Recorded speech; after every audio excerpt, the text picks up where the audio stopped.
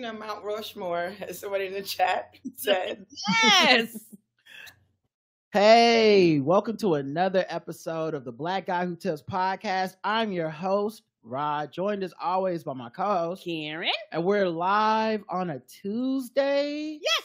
Ready to do some podcasting. We're not alone. Nope. If you're watching on YouTube, if you're checking us out on Crowdcast, if you're just looking at the show notes, we have a guest, a friend, I'd even say. Yes. A writer, actor, podcaster, stand-up comedian, and reality TV expert, Ray Sani. What's going on, girl? Hi.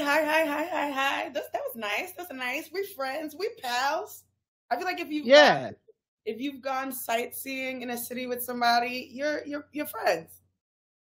Yes. In real life. Yes. And it was such a joy to actually experience that with you. I know that might sound strange because you met my energy level, because Roger he's always very calm, cool, and collect, if that makes sense. And I'm very high energy, particularly when I see new shit and shit for the first time. You might as well cut me and all the 5-year-olds out and be like, go party. So I appreciate that. Yeah. I'd never seen the Empire State Building. It's too easy to not ever go see the cool shit in your city. Do you guys see cool shit in y'all city?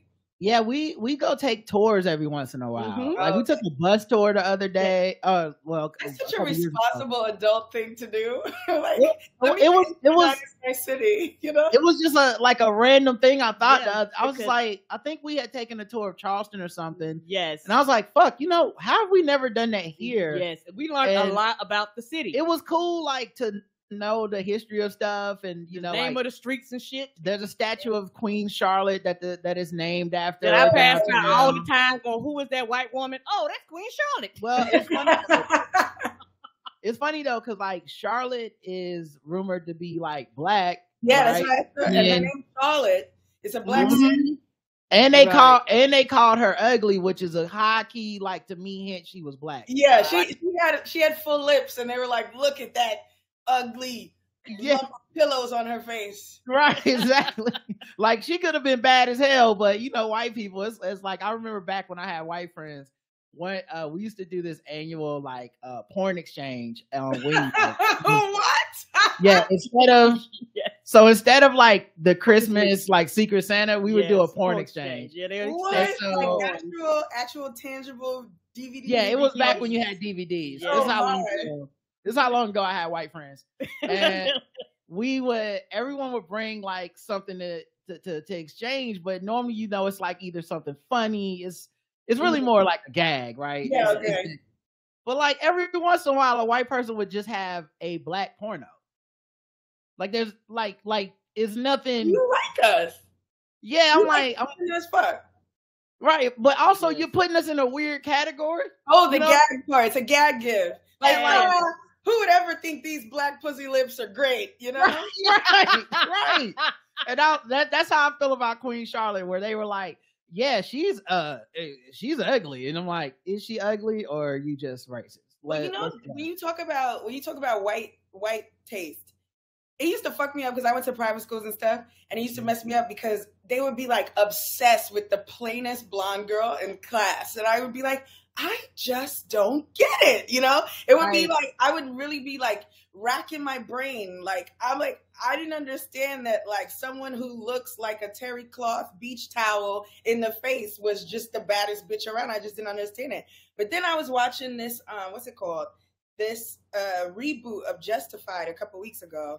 And the female lead is Anjanou Ellis, I think is her last name.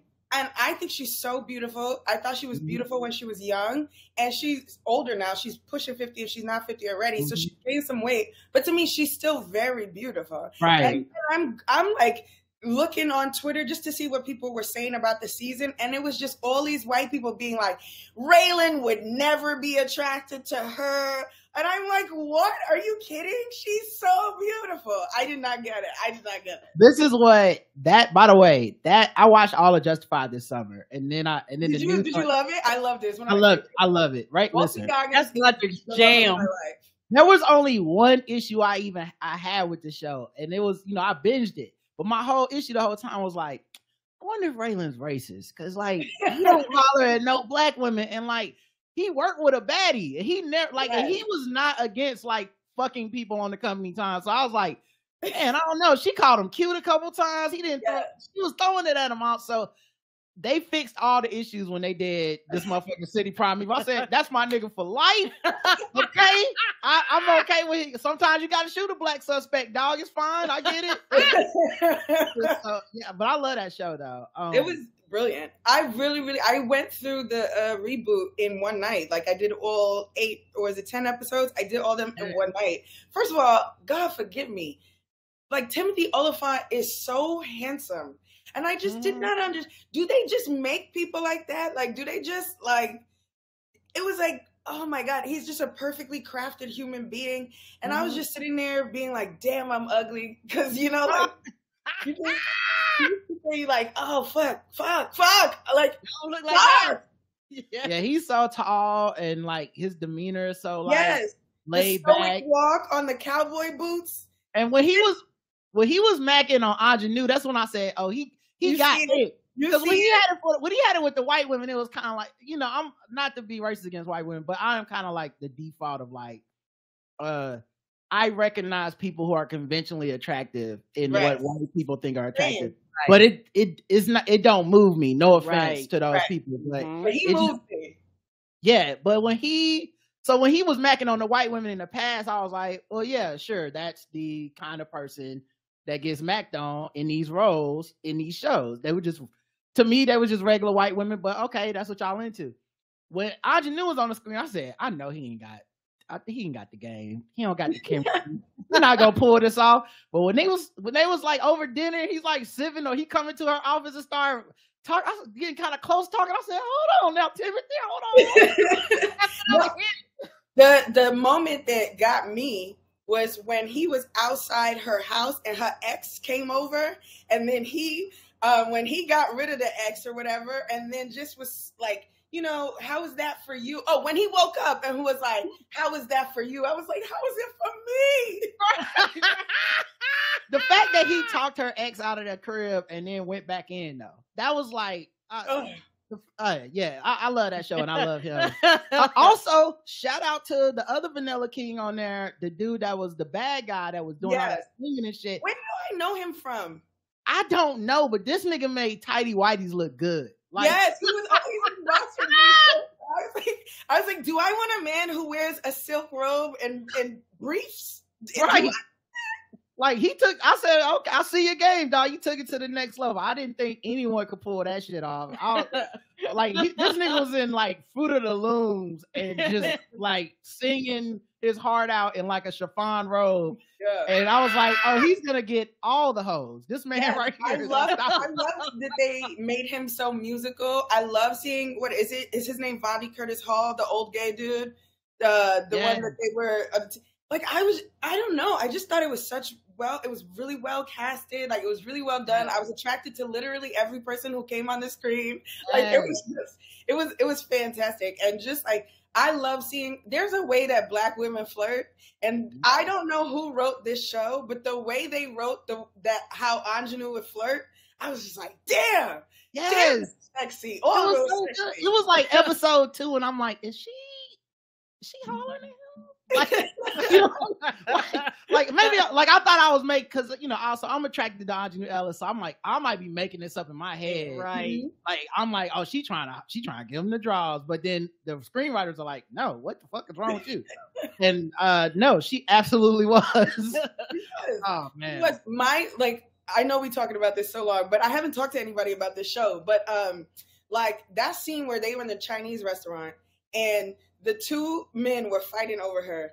I thought she was so hot in this scene because I have no self-esteem. So I would not have told these niggas to argue without me, I'm leaving, because I wouldn't be sure that they would come and get me. But she was like, you guys can argue, work it out amongst yourselves, and stormed off all sexy. And I was like, fuck, I need to do this. I need that confidence. She sat them down. Like, they was like, we coming with you. She was like, no.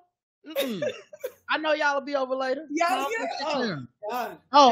Also low key, that nigga from motherfucking No Fall went, because he's like plays a piece of shit this season, but when he started trying to lay the Mac on her about getting back together, yes.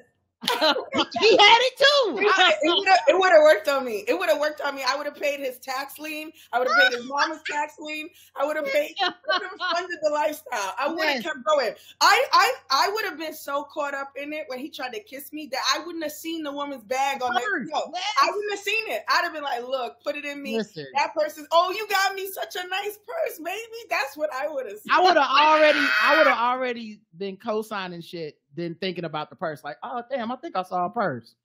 Anyway, the house, we 50-50 on that. No prenup. You know what I mean? I would have went back into business with this nigga. He had the charisma's off the charts. Y'all should watch Justified City Primeval. Yeah. Even if you haven't seen the first seasons, just you can hop right into it. Okay. And you pretty much get everything. But if you have an opportunity, go back and watch the original, because Walton Goggins is phenomenal. Boyd Crowder is like the only racist I've ever loved. Like, listen. I love him so much. He's an amazing character. Like, the fact that he had that swastika the whole time. No. The whole time. I kept expecting him to come back one season to be like, listen, guys, I've learned things. Trayvon Martin got killed. You got to change this character. This character can't just be on TV. But like they changed the character, but he always had the tattoo. Yeah. And like, it wasn't like something you would see every episode, but like they remind you at least once. He'd be having a sex scene, and you're like, "Oh, she's fucking a Nazi." Oh man, Walton got this show, man. I'm so glad that show's in my life now, and I can't wait for them to give us more. But yeah, also, you know, Ray, we had a writer's strike. Okay. Oh. We're out of our portion of it, but I don't know how the fuck we're gonna do nothing without actors. So I feel like I feel like y'all can write y'all asses off, but who gonna do the lines? I feel like people took a breather sigh of relief, and then like the studios walked away from the actor table, and I was like, "Oh, you motherfuckers still playing?" But how was it for you? I actually thought anybody who expected the actors to get back to work right away was mistaken, because what I've learned from watching this strike happen is, and it makes me so mad because they're in charge, but this is how people in charge act. It was so ego driven. It was like, we can't let them see us think they are winning. And so they would just leave the table and just all of a sudden put their dick on the table. It would be between putting their dick on the table or leaving the table. And then for the final set of, you know, negotiations to happen as quickly as they did, made me feel like they were just messing around, trying to hurt our feelings because they were embarrassed the whole time. It was so ridiculous. And so then I was like, oh, okay. So what they're not going to do is give up that easily 2 weeks in a row. So they're going to make these people hold out till November. I think you get something the first or second week of November for the actors, because there's no way that you can justify to your shareholders and the general public starving people throughout the holidays. So you're going to get something in November, I think. I also think a lot of people want their like TV back and yes, because it's done slowed down. I was talking about this yesterday. I said normally around August, DVR full, we can't keep up. Everybody's coming back, and child, I've been relaxing. I've been, what's this old shit on Netflix? I've been playing video games. Like, it's been a lot of free time. 'Cause, you know, we watch a lot of TV. And so I was like, this is impacting people. And people going, why the fuck am I paying? Everybody jacked up their rates. Because it's not like, it's not like the strikes or the work stoppages, and then like Monday the actors show up and then a show comes out Friday. Like, it's gonna be like, the longer they wait, the longer it's gonna take everything to get started again. Right. They're probably pushing shit into like the beginning of January, because you know they always take that like 4-week break around the holidays for network TV. Mm-hmm. So like they're just pushing shit back further for themselves. And the thing I think I keep reiterating, the thing I think people don't understand is, wow, it fucking sucks not to get a check. It's the worst. You feel like you feel bad. Like, it is like, I don't want to pretend that stuff they were saying isn't true. everything those studio heads was saying that leaked was like real shit for people. Yeah. Like you gonna be close to, you gonna be broke. You might be fucking out of your crib. I might be out of my house. Yes. No, I'm like 3 months behind on rent or something crazy like that. Mhm. Like I was doing sets, like I would open, like I did a show on like September 22nd or something. And I went to August 22nd or something. And I opened, I was like, y'all gonna pay your rent next week? That's crazy, you know? Like, and I live in one of these buildings where it's like a management company. It's not like a small mom and pop landlord. So I was like, oh, let me be gracious and tell them that my rent's gonna be late this month. And they were like, pay it within 30 days or we're gonna start the legal process. I said, excuse me?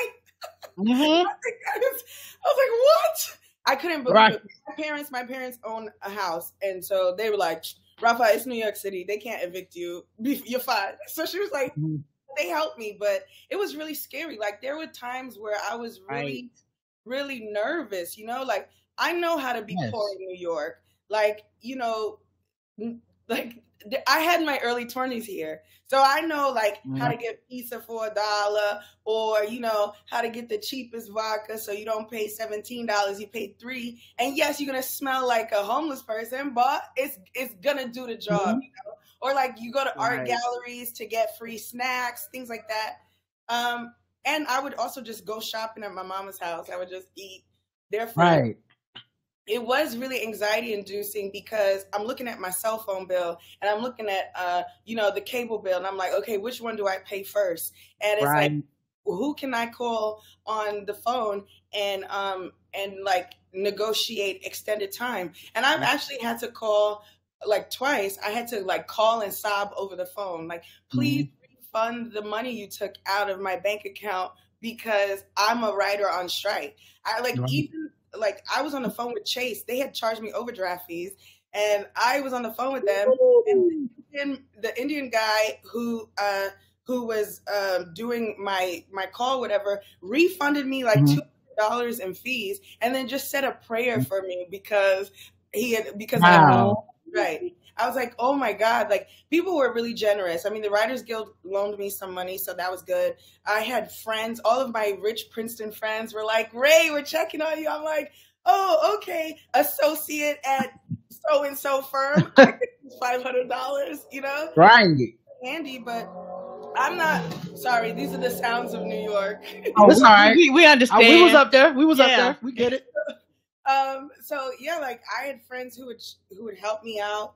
I like was, you know, a lot of people don't have the luxury of like living 10 blocks away from their parents like I do. Like it could have gotten real bad. And I know that there are some people who it did get really, really bad for. And I'm even more privileged because we started work right away. Like I started work back on October 2nd, you know, I should be able to take care of all my bills by the end of next week, you know, and I don't know that there are too many people like me who can not only have sustained as I somehow managed to do, but also bounce back as quickly as I'm going to be able to be. Yeah. And I think the one thing that they didn't anticipate, and this is for everybody that is living like check to check, bro, we been at the bottom. So like, and not that it's no difference. It's hella different mentally, especially, but it's not that big a difference between like, fuck, I guess I gotta go live with my parents again. Because like a lot of us are dealing with that anyway. Like, it's like if I miss this check, I don't know, sell my car. Like like they were fucking with broke people. It's like if you've ever the worst type of nigga to fight is like somebody got nothing to lose. Nothing to lose, exactly. I used to play ball with this dude. Me and Justin played ball with this dude named Bang Bang, who had just got out of fucking prison, Sing. He was a blood, and he was like a blood, and he would forever be like, man, I'll fuck that dude up because I'll kill that dude because I'll just go back to jail, and I've been in there already, and I'm like, you just died for 6 months. What's up? Man, I'm like, oh, okay, I see the math here. The game theory is very easy for you, and that you was already struggling, so this ain't outside ain't that hard for you. But yeah, I'm glad that the strike is over for writers. I'm glad you were able to get like back in the room right away. Mhm. Because I know that, like, I didn't think I was one of these people, but when I remember when I lost my job, my 40-hour week job, the mental part of it, I felt like such a fucking loser, and I'm not supposed to believe in any of that. Like, you know what I mean? Like, work that I'm a human being. Work is just a thing that the capitalist society is forcing us to do. And I'm like, as soon as I didn't have a job, I was like, people were like, come hang out. I'm like, why would you want to hang out with me? I don't even have a job. Yes, it was I'm such a loser. It's so true. Like, and as you guys know, like, not only are we people who love, like, who define our value, like, by what we do, but you and I have the luxury of having jobs that are the things that we do want to do. Like, I think I'm funny, and they pay me to be funny. So when I'm not being paid to be funny, I'm sitting here like, am I fucking funny? And like, it was really crazy. I just didn't know, I didn't know who I was. I was so bored. I drank so much. I had to, like, chill. Like, I had to stop drinking. And the thing that was, like, kind of crazy is, like, you're trying to rebuild relationships that maybe you let slip because you're working all the time or whatever, or you're just trying to see people to occupy your time. But when you're on strike and you might not be able to get unemployment because, depending on your state's rules, you might not get unemployment for striking, then you got to save money. So you can't even do other things that would make you happy because it costs money to do those things, and you need to, or you've got to make a choice. And it's like, okay, do I have a social life, or do I stay inside for 2 weeks, but I can have chicken next week? You know what I mean? Self-care be costing. Yes. Don't talk about that. Yes, and it's very expensive. And the thing is, you're talking about working and things like that. I remember this been years ago, but I was at, like, some type of plant. Like, I did temp work, and I was at some type of plant. And what they did, they literally called everybody in the room, and you walked up, and they was like, you got a job, you don't got a job, like, literally in front of everybody. It was the most embarrassing shit ever. And it was one of those things to where you walk back, you feel defeated, you feel unworthy, like it could really fuck you humiliated. They intentionally humiliated you. Yes. And so I'm to the point now, particularly being a lot older, I tell people, you are not your job. That's easier said than done. But once you've been fired enough or let go enough and shit like that, you kind of, you become hardened, if that makes sense. You go, oh, I am to the point now where you pay me to be here, and you pay me not to do shit. You pay me not to cuss my coworkers out. You pay me to behave myself. You know, you pay me to put on a performance so that I can keep the job. That's what you pay me for. You stop paying, I stop showing up. That's kind of the relationship. Yeah. And for some people, it's hard to get that realization that it's really just an exchange like that. I feel like I said all that too, and I thought I was like that. But then when I have a job, it's like I had to start believing that shit. Yeah, right. You had to believe it. Because, like, before I'd be like, man, you know, like, if my friend lost a job, I'm like, man, nah, you're gonna be fine. It's not da-da-da. When it was me, I was like, nigga, I'm gonna die. I'm not fine. I'm not fine at all. Just leave me alone. Just leave me behind. Y'all go on with your jobs and your paychecks. And also, your friends, and look, see, you was lying to your friend because, okay, depending on the reason that you're unemployed, your friends start to look down on you too. I got to be a hero. I was noble in my social circles. I was fighting a good fight. I was with labor. But what if I had just got regular fired? My friends would just be like, so you're not going to get up off that couch and do something about it? Like, Fam, I'm going to tell you, my saving grace socially was that it was a podcast and it worked out and nobody knows how. So it worked out at just the time where people were like, how the fuck you make money doing that? So that's all you do, you know, that kind of shit. Yeah, then they hit you with, you ain't got no real job. You were like, nigga, it is a real job. So then it became, it went from like, damn, man, you ain't got no job. That sucks, to like, nigga, you think you better than me? Huh? Because you give opinions on TV shows and shit, and that's how you make your money. Nigga, you ain't better just because I work at the bank. You know, like, all right, calm down, everybody. No, it is fun to see people. I've never had anyone besides my parents vocally express uncertainty with what I was trying to do. But it is funny to see the shift in energy. It's like, okay, now that I am very visibly making money from doing this shit, they are like, the energy is different. It doesn't seem like some silly shit I was rambling on about in 2013. Right. You know what I'm saying? Listen, the reason I lost track with my white friends is because it was right when Trump was running. Oh dear. And that's a good time. My problem was, oh yeah, come on. I seen the vision. I seen it coming. But it wasn't the like Trump shit that really lost it. It was one of them like tried to belittle the podcast thing, like, oh, you gonna talk about it in your little show or something? I was like, well, you know, this disagreement we're having, if you want me to, I will talk about it on the show. Oh no. Because it don't mean nothing. Came out. I said, you know, I did the Cam Newton, like, all right, bet, you know what I'm saying? And so I was like, all right, cool. You want? And so I didn't even say their name. I just read the emails they had sent me on our show at the time, and the amount of panic from all these motherfuckers that sat there and didn't say shit on the email chain when he was going back and forth, nobody was saying nothing. All of a sudden, it was like, really, Rod, on your podcast? I was like, I didn't say his name, but I mean, people think what he said was fucked up, and that's because it was. But I mean, but you have such a big platform. Oh, now it's a platform. It was a look. Hey man, can you take that down? Don't share it on social media. It was so funny, man. That's crazy. But yeah, another thing I want to ask you about too was, because I know you've always kind of like watched reality TV, but like over the last couple of years, like you've really like gotten like into it. Like you be breaking it down like sports. You know what I'm saying? Like an analyst, you know what I mean? Like, what was the transition into that? And like, you know, I see you getting like going on podcast guesting, talking about reality TV and stuff. Like, how did you make that transition? And what sparked the interest to want to do that? So what's crazy is like a lot of women comedians are Real Housewives like obsessed. It's a lot of gay comedians, a lot of women comedians in New York. And actually quite a few straight white male comedian friends of mine are super invested into it too. And so I would talk about it at work all the time. Like when I wrote for the President Show, like me, Allison Leiby, and Anthony Atamanik, who was the Trump player, we were on a group chat talking about Beverly Hills, all of this all the time.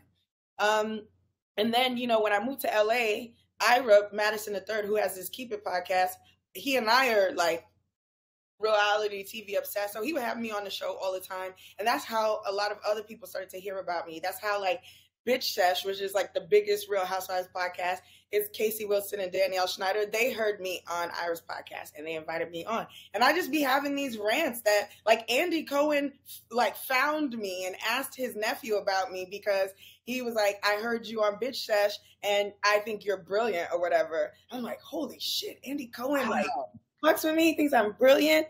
Like, so it's all of that. But I think too, what really happened was when we were during the pandemic, when we were all inside, I think that I found LA astonishingly lonely to begin with. I don't have a car. I didn't go out too often because I would have to Uber everywhere. And LA is huge. Okay, God, the sound of New York. Oh my God. So we could be there at that time. Oh, you're fine. Okay.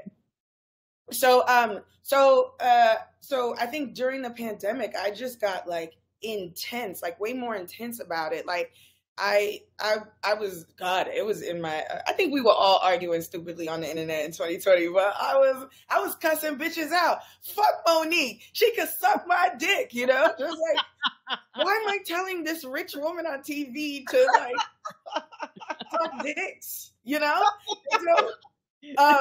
So then I like, and then, you know, I just started like some housewives started following me. Like it just became like a thing. And then I went to BravoCon last year because it was the first time in my life I could afford it. Oh my God. And how was that? Pardon? How was that? How was BravoCon? Oh, it was amazing. It was amazing. First of all, Kenya Moore, who you might know from like the movie Toi or just being the first dark-skinned Miss USA. She is my favorite housewife of all time. She's such a bitch. She's the worst person on the planet, and I love her. She's amazing. And like I saw her and I lost my shit. Ira got me into some like exclusive parties. So I met like one of the like Teresa Giudice, which I'm sure you've heard of. She's the one who went to jail. I met her, cool as shit, even though she's a terrorist on the show. What I love about this stuff is that and that's something Alice and Libby opened my mind to when we first started really talking about it, is like there are very few shows where you get to see women of a certain age get to be terrible, right? Like one of the main Real Housewives, her name is Ramona Singer. She's on New York. She's a rude, horrible woman. But she's horny. She fucks a lot. She would try and steal your man. Luann will also try to steal your man. Then Sonia would try to steal your man. They're all terrible people. And I think about like in scripted television, even if you have women writers and you have like women execs, it's not the best representation of women. You never get villains who are as complicated as the male villains tend to be. Right. So it's just so nice to like engage with the fact that here's this 60-year-old woman that is horrible and I don't like anything she does, but I am finding ways to be empathetic to her because her husband cheated on her and humiliated her. And like, I love that. I love the roundness of people. You and I talk about stuff like this all the time. Nothing is entirely good or entirely bad. Right. We all exist in the gray, and I love how gray Real Housewives is. I love it. And I feel like reality TV is kind of like this Jada Pinkett thing where people pretend to hate it because they love it. Like publicly hating it is part of loving it for so many people. It is. I'm one of those people that kind of wishes that wasn't part of the experience for when I like some, like with this Jada Pinkett rollout, I'm just like, oh mess, let's fucking, I hope she say some new shit. She's saying new shit. Every day, all day. Like how y'all over this? Y'all over this? We finding out new shit from 20 years ago. She's so crazy. I'm not over the stories, right? I'm over the reaction to the stories. That's what I'm saying. That's what I'm saying. Imagine a world where everyone was more like me, and we could get through the fake part, because the fake part is what exhausts me. Yes, it's exhausting. Who asked for this? Anyway, I'm sharing the link. Did y'all read this? Here's a screenshot. Like, yeah, we were all in her business. We was all in her business every time. Do you remember when fucking Laverne? What's her last name? Laverne Cox. Yeah. Laverne Cox asked him about an entanglement on the red carpet. Yes. We was asking them. And we want to know. And then when they told us, we was all miserable about it. I can't believe y'all. J. Cole took a line out of his rap. I thought that was so petty. That is so corny. It's so corny, but also I love it. It's more to talk about. Like, why did you do that? That's so ridiculous. Well, I think about this all the time, though. It's for a different reason. But when Alicia Keys or get some like Bill and Camille, I'm like, ooh, does she still sing that song at concert? Yeah, that's different. I hope that is different now. Yeah, I hope that's a revive. Although low key, Camille's a ride or die. She's a ride or die ass bitch. Yes, she really is. Can you imagine? Can you imagine? Yeah. No way. Is accused of taking down 40 shorties. I'm gonna see it through though. I'm gonna see it through. A year for every woman who came out. Well, accusation number 50. Well, I'm gonna be married to him until the 50th anniversary. It's fucking. That's right, sure will. She be like, go ahead and put everything in my name. We'll fake get divorced. I'm just imagining their fake conversations in the house where she gotta act like she pretend that she don't believe them women. She's never leaving food around Bill. Right. Like, sit on that end of the table. It's all everything gonna be busting out of plastic. She was like, I don't eat nothing unless it's plastically sealed. It's all the medicine cabinet is in the other side of the house. Yes. It's changed. They got a code on it. She drank bottled water, and it's all DoorDash up in there. But then she gotta talk to Bill like, these 80 bitches is lying for sure. There's no way they telling the truth. Can you update the will? Can you put new property in the will? By the way, just saying. I think we should put the house in my name. Come on, all in my name. Not shared, just me. Let's just put the house in my name so we don't have to worry about the lawsuit. Yeah, they can't come after us. She's gonna kick him out once he's handed over all the property.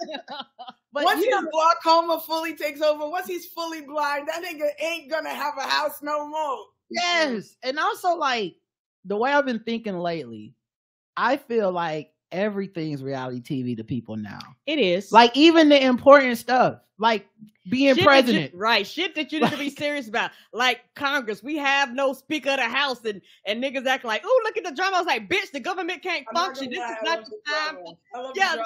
Did you see the picture of Kevin McCarthy behind Jim Jordan laughing his ass off? No, but I'm about to look it up. It is so fucking funny. I'm like, y'all are both dweebs, but this shit is so fucking funny. Oh man, you know the one that took me out was when they asked Biden about this shit like 2 weeks ago. Oh, he did that little laugh. He literally laughed out the door. Like he did an exit laugh. Like he was wrapping up the press conference. It's like, what do you think about the fact they haven't got a speaker yet? And he's like, okay. Like, they calling me senile, but I'm not too senile to laugh at this shit, you know? I can see this. Right. He's like, Nancy. He should have been like, they're talking about me stumbling. Let them stumble into a speaker. Right. Nancy Pelosi was sending out subliminals a day and shit. Like she said, she said, I guess the Republicans are learning how to do math in like real time or whatever. Because they keep sending shit up there without the greatest vote counter in history. Isn't she the like best? Yes. She's the best. She's never lost a vote, right? Nope. Never. Anything she brings, she knows she has to vote. I'm looking through. I just put McCarthy. I'll send it to you because I saw it on Twitter. Okay. I know exactly. Okay. Yeah, send it to me. Oh my god. Yeah, they're being all shady to each other now. Now that part, I'm not gonna lie, I do like. But it's all reality TV. It is. Like we should low key be shook that we don't have this. Like this position in our government is going unfilled for the longest time, for the first time ever. And I'm up here like, delicious. I love petty. When I should be like, oh my god, the government. That's how I feel. It's a mixture of both. It's like, okay, I'm here for the mess, but oh my god, the government still actually did be functioning, y'all. Like, we need somebody in here to take control of shit. You know what was my favorite shit today though? Was when they did the final vote tally. Excuse me, I know English. And then it was Hakeem Jeffries' name on the top. I was just laughing. It was fucking funny to me. Yes, it was fucking funny. So good. It was amazing. I mean, also like as a person that is a Democrat that votes to the left, it just feels like a relief a little bit to watch them fight, because I feel like it's always us fighting. Yes, and like fighting over. Oh, you sent it to me. Okay, I texted it. You sent it. Okay, cool. And it's always us fighting over like 6 degrees of shit. You know what I'm saying? Like it don't even be like. It be like, I'll kill you, nigga. I will not fucking vote again. Okay? If you say abolish the police, when I'm saying defund the police one more motherfucking time, it's like, are we really about to lose all this shit? Meanwhile, they're like, listen, we either gotta vote for the guy plan or we gotta vote for the guy protected rapist. I don't know, but we need to come together right quick and get these votes and make a decision. Racism now, racism forever.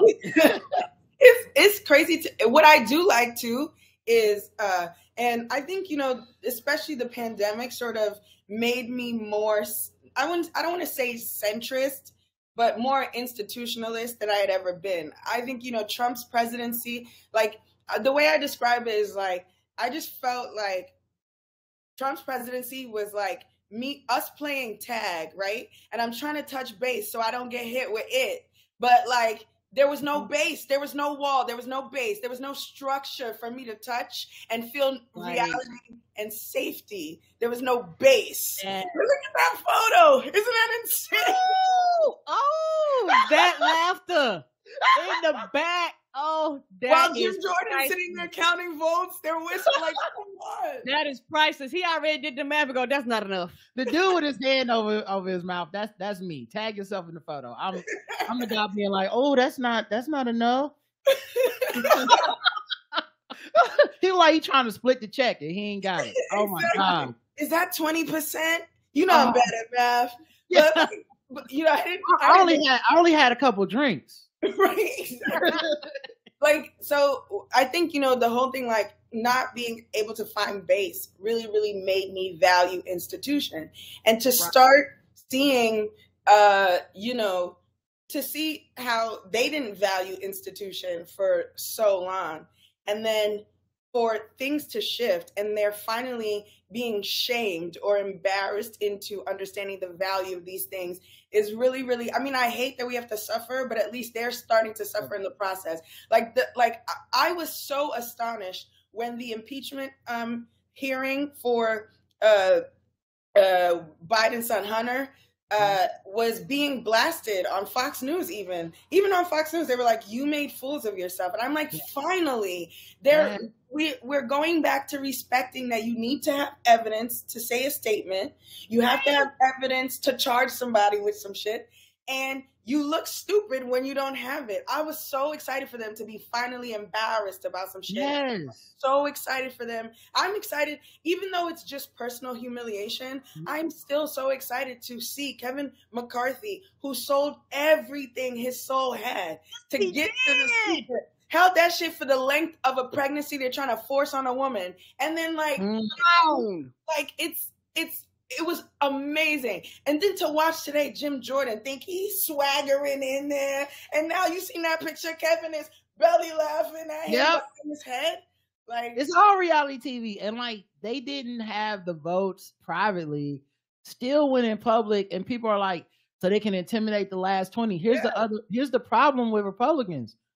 If you don't have shame, what's to be intimidated about? Like, these motherfuckers do not care. Like, they coveted people who don't care, people that said the job that I want to have is actually bullshit and shouldn't exist. Right. I want the job though. Destroy it from the within. That's the first time I've actually seen destroying from within actually work. It's insane. They should have used this tactic to bring down the Black Panther Party. It would have been more successful. Right. It's like, we just need to get Clarence Thomas in there, and then it'll fold in no time. And then the other thing too is like, because I don't really watch a lot of traditional reality TV. But it's twofold. One is because I'm horribly broken. I need it to be real. I need I need to know like charges are being pressed. You know what I'm saying? Like, my favorite episodes of the best reality show of all time, Cheaters. My favorite Cheaters is my jam. My favorite episodes of Cheaters are when the fucking person's face is blurred out. Cause I'm like, they didn't even give you permission to put this on TV. Like, I don't know what they was doing, but it's bad. It's you know bad. What I'm saying? It's like, he's fucking. Anybody gives them clearance, to be honest with you. Right? And I think it's because it's such an old show. It's before people understood the magnitude of what. You'd be surprised by how badly people want to be on TV, even if it's just for a moment. That's the thing that really shocked me. People really like being seen, even if it's in their worst self. And but you saw me though. But you was watching every time you try to call them out. It's a bizarre impulse because I'm somebody, and it's so stupid what job I do as someone who hates being looked at. But like I hate being looked at, and it's just astonishing to me how many people all they want is for you to them. It's mind blowing. In some ways, attention is currency. And then the second thing was that I feel like the biggest reality show in the world is sports. Yes, it is. And I watch so much sports, and I consume it like reality TV. I do too. I'm like, this nigga ain't talking to this nigga on his team. Yes. Oh shit. Oh my God. I used to do a bit about how the ESPN is Bravo for dudes. Yes, like the whole, seriously, why do I know about locker room dynamics between these niggas? I remember there was, and I was so annoyed by this because I usually like Scott Van Pelt, but when Lamar first went off the rails in 2017 or 2016 I don't know, but he's blaming the Kardashians like a bitch. I was like, what? Why are you gossiping? Why are you gossiping? Give us the health report. Why are you on ESPN blaming Khloe Kardashian's pussy for Lamar Odom's long-standing addition? This was so crazy to me. And I was like, look at you. And then, I would listen to Dan Le Batard, but Dan Le Batard would never front about this part. He loved the gossip part of it. Yeah. So he would just talk about the Kardashians too. But it was just so crazy to see, at some point, even the players started to realize the value of dating one of those shorties. Yes.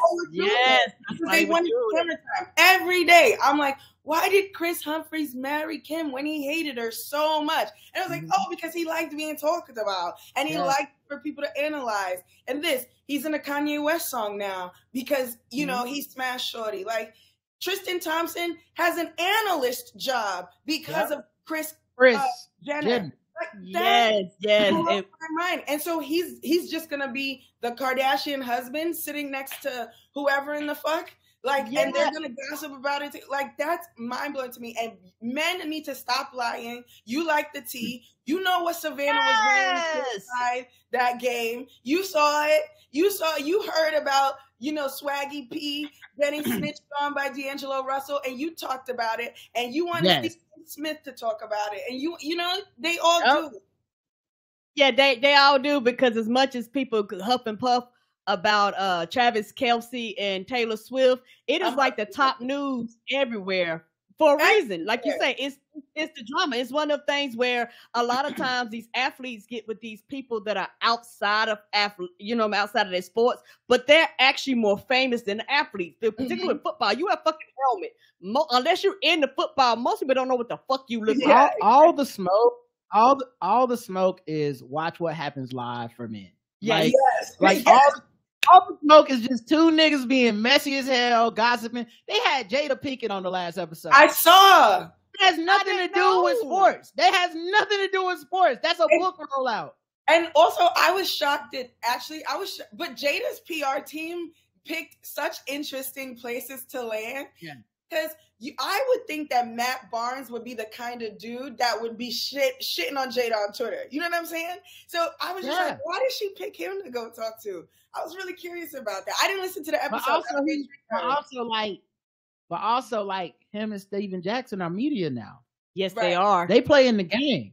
They not gonna have no hostile interviews. Like, that's true. Like, but you want to bring people back. It's beneficial for them to get a quote from Jada to go viral, a clip. Yeah. And they did. They, to their credit, they managed to get one about her, like saying she was gonna marry Tupac and all this shit. And hold on, this is a totally different tangent. But white folks are like finding out about our Black Twitter stuff that's happening. Oh no! And these motherfuckers are doing fact checks and verification.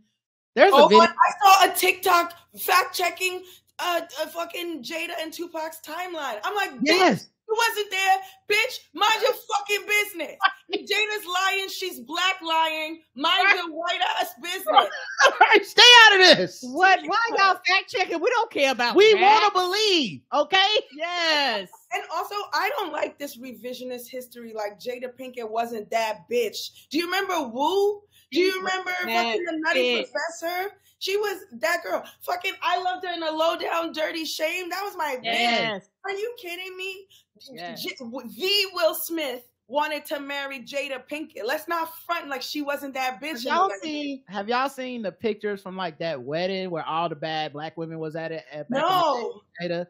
And like all the bad black women was there, but Jada still looked like she could fuck everyone in the room. Like she was just in the wedding. It wasn't her wedding. And it looked like she was just men, women, whoever the fuck was there. Everybody was looking at Jada like, I'll risk it all. And I'm like, I can't believe y'all trying to erase the I risk it all phase. Even to today, if you've been seeing like the shoots of her coming out, still look good. She had like a white outfit and like blonde hair. I was like, bitch, you still bad. Still look good. She still look good. People just won't admit it because they want to be mad at her. Like, they won't admit it. That whole family is fucking beautiful. The kids are gorgeous. The parents are gorgeous. The grandmother fucking looks incredible. Like, come on, let's stop fronting here. That was a bad bitch. You know, I had Wu on bootleg VHS of Wu. That was my shit. Low Down Dirty Shame was mine. I memorized that movie. Oh. I know that shit. Smoke them like a pack of cools. Like why did I watch that movie so many times? I mean, Keenen Ivory was good. I stand by. I think it's a good movie. But first of all, it is a great movie. Second, I think Keenen Ivory, I know people our age or older give him his props, but he's an underrated legend. He deserves more accolades than he gets. And also, I'm very attracted to him. I can't explain it. But Keenan Ivory could have taken me to Pound Town back then and today. You know? It's a reason that he was able to make that leap in a way that other Wayans brothers weren't. But not that the Wayans brothers are like pretty attractive, but it's a reason he could make the leap to like he tried to do action star. Like he went further than just like I'm gonna be in an action movie where I'm funny. He's like, no, I'm gonna be straight up shooting niggas. I know. And then he had both Jada Pinkett and Sally Richardson in the movie fighting over him, and you had to settle for Jada Pinkett. Are you kidding me? That's amazing. That's why I watched that movie so much. That's why. I was like, look at this nigga living my dream. You know what? I remember Roger really loved Jada Pinkett. One of his cars he named Jada after Jada Pinkett. That is true. I did. Yes, I remember that. He had a car and we called it Jada. He said, why you named this car Jada? I was like, oh, it's named after Jada Pinkett. He had that car for decades. It was brown. It was like the same color brown as her. Yeah. I don't like this revisionist history. I'm not a fan. Not a fan. Old bitch. Yeah. Whew. Yes. So also like I know during the pandemic it was like stand up was like wild, and then everybody was like doing remote everything. You were writing and stuff. Were you able to like get up? Are you getting up now more? Or is it easier? Is it harder? Are you rusty? Like what's going on with stand up? I want to lie to you, man. I want to lie to you, but I am rusty. So I've been doing shows here and there, but my ego is too big to like go do a show when I haven't figured out the joke. So like if I'm stressed out about a bit I really want to do, or if I don't think I got it, I'll be canceling. I do that. I think maybe when I first moved back to New York in 2021, I think I had 6 months of shows that I canceled each one because I was so in my head about it. Because stand-up is really, really important to me. And I didn't realize, like, I used to do it for fun. And I think, especially in my time in LA where I became primarily a TV writer as opposed to a stand-up comic, it started to make me feel like because I'm giving all these jokes and talking about all these things that are other people's dreams, other people's visions, that when I do my stand-up, it has to be perfect because this is my time to say the thing that I think is important and funny. I think I started taking it and myself too seriously in that regard. And I just keep trying to force heavy topics and get it right. And you're not going to do so well when you're trying to make people laugh at the sexual assault that happened to you. They don't want to come along. And I'm like, niggas, it's hilarious. He tried to see off my feet. He was smacking me in the face with his dick. Don't you think that's funny? I would have been in the background laughing, and they'd be like, what the fuck is wrong? And why is that woman with the heavy laugh in the background? Because I was like, this is hilarious. Don't y'all get the joke? Like, honestly, I truly remember like this one girl I kept trying to make this joke about getting sexually assaulted because this guy who was like sexually assaulting me really was like, I'm sorry, it's so funny. Okay. He was like a hotep type nigga. So at the time I was trying to look like Rihanna. I had the umbrella haircut. I had the shortcut. I dyed my hair jet black like she did. And then I was putting like green contacts on, like, hazel green contacts, trying to, live my best umbrella life.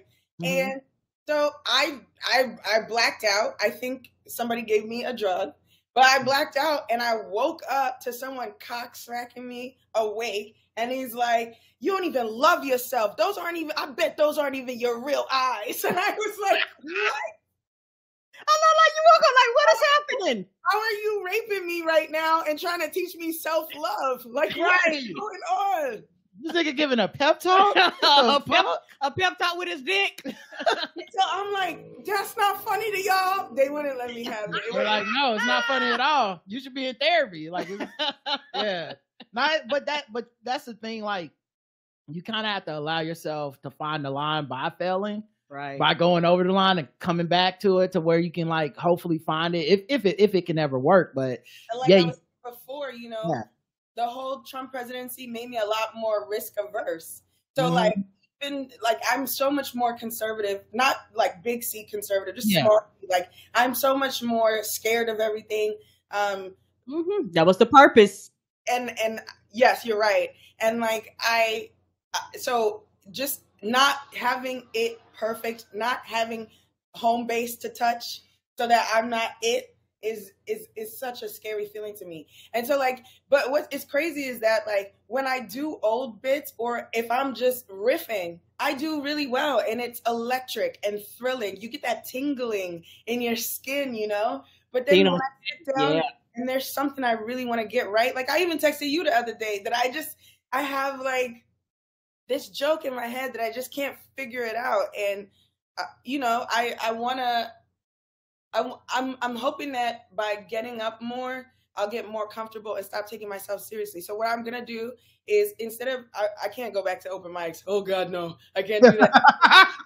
But I'm going to stop taking bigger gigs and just do smaller, less popular shows until I get my reps in. And then, you know, like working in the writer's room right now, like Chris Rock is our boss and his right-hand man who helps him write his specials and stuff is a comedian, Matthew Claybooks, and he's so fucking funny. And he really has been so great about like, you know, encouraging me and reminding me that I'm funny. Or if like I say something that could be a really good bit for me, he'll be like, write that down. That one's good, you know?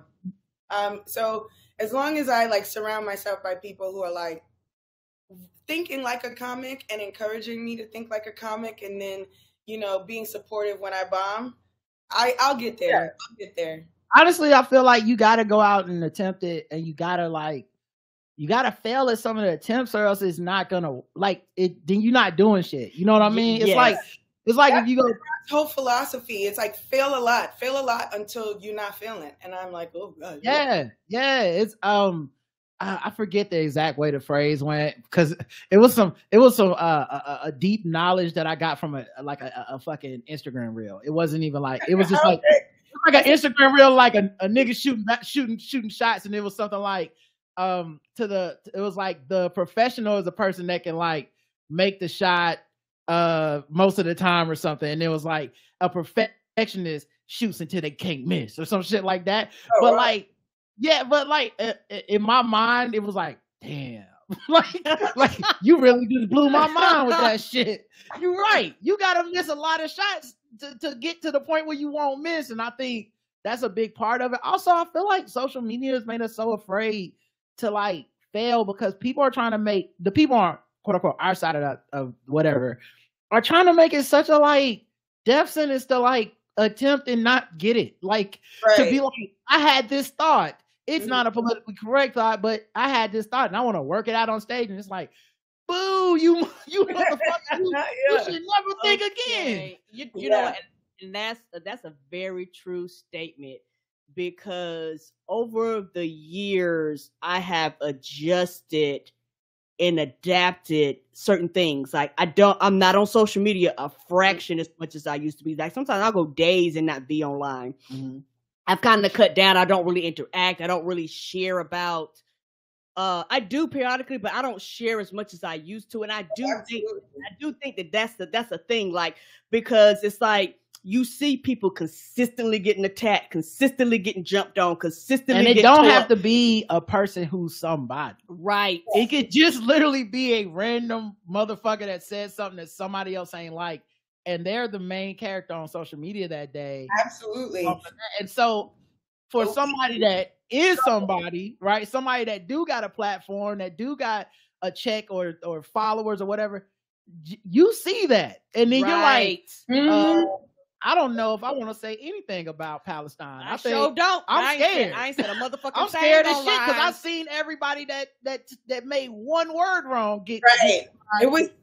I was looking through old tweets, like viral tweets, trying to see if I could find premises that I could turn into bits. And I found a tweet that everybody else misinterpreted that I worded perfectly fine. And I was just astonished. Like I had said something to the effect of like, the baby thought that he could talk about LGBT people like he talks about Black women, but he forgot that LGBTQ people also have white people with money, like Elton John money. And that was the end for him. And then everybody misinterpreted the tweet like I said Black queer people don't exist. And I'm like, I'm looking at the sentence. I'm looking at the sentence over and over, and I'm like, Right. oh, I said the thing I was supposed to say. And then there were people who were like, y'all niggas are mad because you can't read. And so then to not have to concede that they misread me, they would be like, Right. well, she worded it wrong, but I see what she's saying. Right. Fuck you. Oh, that's the worst. That's the worst. Fuck you. Fuck you. First of all, most of y'all don't understand jokes. That's number one. Yeah, yes. Number one, because like I know, because sometimes people will try to tag a joke, and I'm in a secret text chain with just me and JL Covan, and and all we do is text each other it's not every day, but like every once in a while we just text each other like, look at this dumb motherfucker trying to tag my joke. This shit not funny. That's not the joke. He's the perfect person to do that with, by the way. Yeah, I feel like... It made me feel not crazy to be like, dude, look at this one. He calls them punch downs. Like we not punch downs. Like we'll share a punch down where I'll be like one of the jokes was God, I hope this person's not a fan, but I said the Mickey and Minnie thing came out where like Disney's gonna break them up, and I was like, oh, secretly they haven't been together since 2017. Okay. Jada's joke, right? I was like, actually, they haven't been together since 1991 because of some other bullshit. And I was like, God. I'm like, that's not funnier than what I wrote. Number one. Number two, that reference is to Jada. What the fuck? So I just sent it to, instead of replying and cussing out some random person like JL would have done, I just sent it to JL like, look at this shit. And I feel like comics need that. We need that because social media has gone this weird way of like bad faith interpretations, stripping context. And the biggest context they strip from comedians is the fact that you're joking. Yes. Like that's a huge one. If someone's on stage, there's an implicit contract with the audience in a venue for those of us who still go see stand-up. This person's here to entertain me with jokes, and some of this won't be serious, and they might not get it all. Like some of these are gonna miss. How punchlines work. It is an untruth or a contradiction that is supposed to heighten the premise. That is the actual function. It's supposed to be kind of a lie. Or a little silly, a little with something with a little sauce on it. And you're trying to remove all the condiments from my joke. And I don't fucking like that. I hate it so much. And then great. And what I also have noticed a lot too on social media is that like this Bobby Althoff chick, for example, like people, if it's like, it's okay to not think something is funny, but you don't have to lie about what it is because you don't like it, because you don't think it's funny, right? Mm-hmm. So like, if you don't get Bobby's dry humor and it doesn't work for you, just don't watch. But they talk about her like she's Andrew Jackson, like throwing fucking that racist ass movie at the White House. Like, it's fucking crazy. I'm like, okay, so then you guys don't get cringe humor. And then they'll be like, well, she stole it from Funny Marco. No, the fuck she didn't. She didn't. Right. He stole it from Eric Andre, who was influenced by Zach Galifianakis, who was influenced by, what's his name? Mr. Bean. Everybody's taking from everybody. But because you don't understand it, and because you can't connect with it, now she's a culture vulture. And now she's disrespecting Black people. I'm like, you can go to her TikTok. And there are so many white people she also did this to. And it's fascinating. Like, I remember you sent me the link to the, like, Scarlett Johansson clip. And, there was a tweet on the clip where it was like, oh, see, as soon as she gets in front of a white woman, she's excited to interview her. And I watched the clip, and I'm like, she just insulted this woman's hair. Like, the only difference was that Scarlett Johansson went with the bit. Like, she just didn't fight it. She was just like, all right. Like, whereas like some of the rappers and the ones that go viral, they'll try to like flip it back or act insulting or whatever. And once again, this happened with that nigga that Big Groove, the one that takes the bite of the food and dances. Yes. Like, it's these weird like stripping the context, putting it in the most salacious way possible, and then distributing the content to other people. Like, you're redistributing it, but with a very specific, like, this man eats watermelon and dances. I'm like, that's what he do? Why would he do that? Then you go to his page, it's like, and he eats tacos and dances, and he eats fucking burgers and dances. He be dancing with white people, black people, green. Like this is his jam. And it's like, but why did you, the first person, because you knew this, the first person knew this. Why did you do that? like I would never do that. I would never come on our show and be like, I'm a cherry pick 3 videos from this Bobby woman and be like, look at this racist bitch. Like that's so fucked up. It's so messed up, and you can't recover from that. Like, I'm not worried about white people getting called racist, whatever. They need to deal with it. Sometimes it happens like that. But just kind of like, if people don't understand, if people don't understand what you're doing, it's not fair to help other people misunderstand what someone's doing. Like, I think personally that's really fucked up. I remember just like, there was like, you know, all these people being like, I'm so tired of Bobby. Look at her. She's at the strip club with Sukihana and she's looking uncomfortable on purpose. And it's like, one, the discomfort in general is her thing. But 2, where's the accountability? If you want to make people accountable, where's the accountability for Sukihana? She's the same person. She's participating in this lazy version of comedy, which is hypersexual blackness is uncomfortable and weird. So if I bring Bobby Altoff to the strip club with my big black titties out and I want to take pictures of her looking uncomfortable next to me, why don't I get dragged for that? Yes. Yeah, that's another thing too, is like a lot of times the framing strips the agency of the people that we like. Cause like if rappers are going on those shows, you're watching those clips because you like those rappers normally. Exactly. Right? And then you're like, not to go.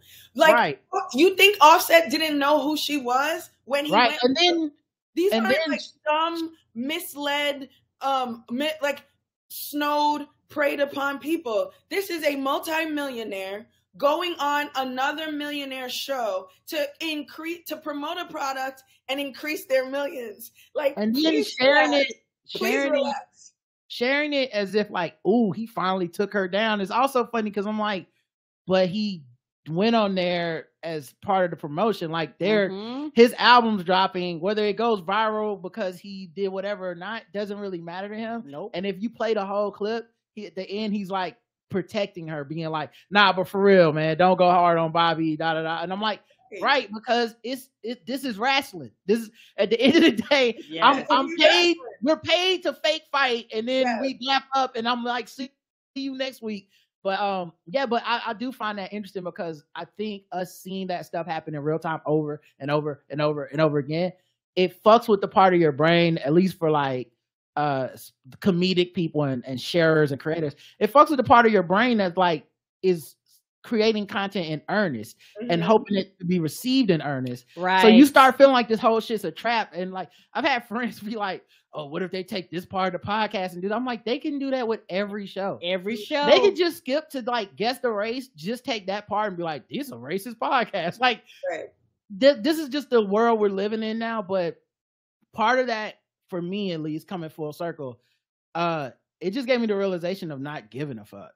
Yeah, like I can tell my people who are like hyper online, because when I say certain things, they be like, well, someone could take it that way. I'm like, yeah, and fuck them, because you know what I mean, and we're not just geniuses, we're just people talking, and you can tell and I can tell where you're coming from. And if you look around, the thing that we all have in common now, but you can't have in common on the internet, is we're all going to private spaces to share our shit. Exactly. The internet has made us go back to being people and in-person conversations. Now I call my friends to talk about what some dumb nigga did on the internet.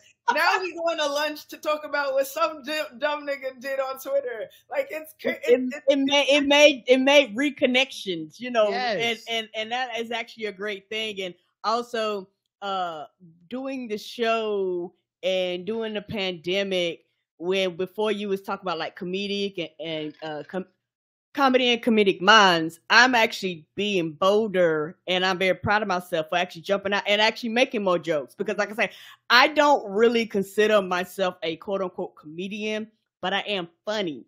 And so I've learned how to sharpen that skill.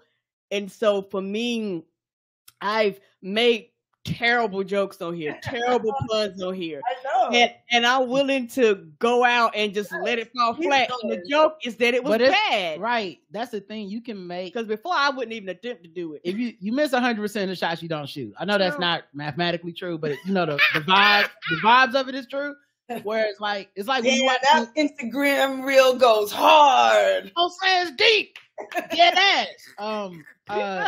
But it's like when you watch Ben Simmons play when he wouldn't shoot an open jumper, and then you understand like the context of the team. You're like, oh, you have to shoot that even if you miss it because you fucked up the whole flow of everyone on the field right now. Yeah. And that's I would encourage Karen when we had, especially when we had guests, to be like, get in there, say shit. Don't wait for it. It would be like double dutch. I've been thinking for the right moment, Oh yes, double dutch. Absolutely. Ain't no such thing as no right moment. Sometimes you got to be like, you know what? I'm sorry, guys. I got to cut you off. I got something to say. Yeah, and I think it makes the show better. It'll make you better and all that stuff. I also think the perfectionist thing fucks people up too. Yeah. That's where I'm living right now. Yeah. Like y'all, like people, I think people that see you from afar or like, listen to podcasts, follow you on Twitter, they don't know it or they don't understand. But Ray had put so much pressure on you. You put so much pressure on yourself. Yes, you do. I remember we were talking like a long time ago. It was just like some random shit. You were like killing it or whatever. And you were just like, yeah, man, but if I don't do such and such by 30, I don't know what I'm going to do. And I'm like, what? What's happening right now? Child, don't be putting no deadlines on yourself. You're like, oh, my sister is a supermodel, so like, I don't know, man. I don't know if I should be on camera. I'm like, you a bad bitch. What you doing right now? Ain't she a bad bitch? Like, and I know you weren't like pandering or like fishing for compliments. You really like take stuff to heart sometimes like that, where I'm just like, if you could, and this happens to me sometimes too, but if you could like talk to yourself like you talked to your friend who was doing the same shit. Absolutely. You like, yo, because like I realized this weekend, I was like, the me in my head that thinks I'm lazy, what the fuck is your problem? Yes, you a hating ass nigga. For real. I'm busy as shit. I can't even like see people. It's busy. People I want to see in life that I'm like, fuck, maybe next week. But guess what? I'm gonna be busy next week too because people keep wanting me to do shit. Right. What the fuck? What's wrong with me? Why do I think I ain't shit? That's crazy. And the same thing, and I don't really think about it because it's one of those things where me and your mom was talking today, and she was, talking about the good things you were doing, and she was saying, "Yeah, Karen, and you too." I said, "What do you mean, me too?" She was, I was confused. I was like, "What do you mean?" She was like, "Yeah, Roger worked hard." She was like, "And you do too." She was like, "Cause you literally are on every podcast." You for the live show, yes. like everything I'm doing, you're doing, and if you're not doing it, you're like helping me to do it. Like, yes, but it's but sometimes I do feel lazy though. It's something about that inner voice though that's so. But also the problem is too, it's not just that the inner voice exists, right? The inner voice will be in my head, but then I say shit out loud. And it's so funny. Don't tell anybody this, but I watch DJ Academics a lot. He's really good on stuff except for women, which is like 50% of the stuff. But he's really good on the music industry, like the, contracts and things like that. I find him very interesting sometimes. But it was so crazy. He was doing a whole misogynistic, of course, rant about Nicki Minaj. And he was repeating something. And then he said something wrong. Oh no, he was talking about Tupac. And instead of saying Keefe D, he accidentally said Suge Knight. And then he goes, "Oh no, I mean Keefe D, I'm stupid." And then he giggled at himself. And I was like, oh my God, that's me. I will make the mistake. And then I'll be like, "Oh, Rafa, you're so fucking stupid." And then go right on ahead. Right. I remember when I would be in the Black Lady Sketch Show writer's room, Ashley Nicole Black, she's amazing. She would hear me say stuff like that. And she was like, "I'm going to need you to stop talking to my friend like that." And I would be like, yes, okay, I got to stop. And so as much as I don't love DJ Academics, it was very jarring to see him do to himself what I did. It's really crazy. My therapist told me that my job now is every time I say something bad about myself, I have to say something nice. So like every time I go, "Rafa, you're so stupid," I'd be like, "But you pretty," like even if I don't believe, Although I would say my self-esteem took a bump, not to brag, but I got to. Yay! Okay. because I've been having a like I'm hideous kind of last 6 years or so, and especially this That's hilarious this year, and so I was like, I've been hating my face so bad, especially over the summer. And then when I saw a video of me on the courtside, are you talking about the video of you courtside at the WNBA game, when the Liberty actually staved off elimination? Is that what you're talking about? Courtside at a finals game with Jason Sudeikis. That was me. But actually, Roy Wood sent me a video that he captured on TV, which is the one I posted. And I was like, "Oh, I'm a pretty girl." Like I thought I was gonna look. Yes. I thought I was gonna look like hideous. No, you are absolutely like, positively. You are gorgeous. Mm-hmm. That was a compliment. Chad, you know, Chad, also, you know what? If I was you, Chad, they'd be like, if this bitch don't calm the fuck down, why is in our face showing everything? The other thing that kills it too is like, Ray, you are so generous with compliments, especially to like other women. Like you're so like, no, I have to tell you right now, you are stunning. You are this, that, and other. And then to be like, I'm ugly. Like, nigga, please. I don't know what it is. I think you know what. I think what it is because I was like a tomboy in like as a kid, and like truly, I never cared about my looks. I developed my personality, but then like. When I got to like college or whatever, all of a sudden it mattered, especially since I wanted to have sex and stuff, you know?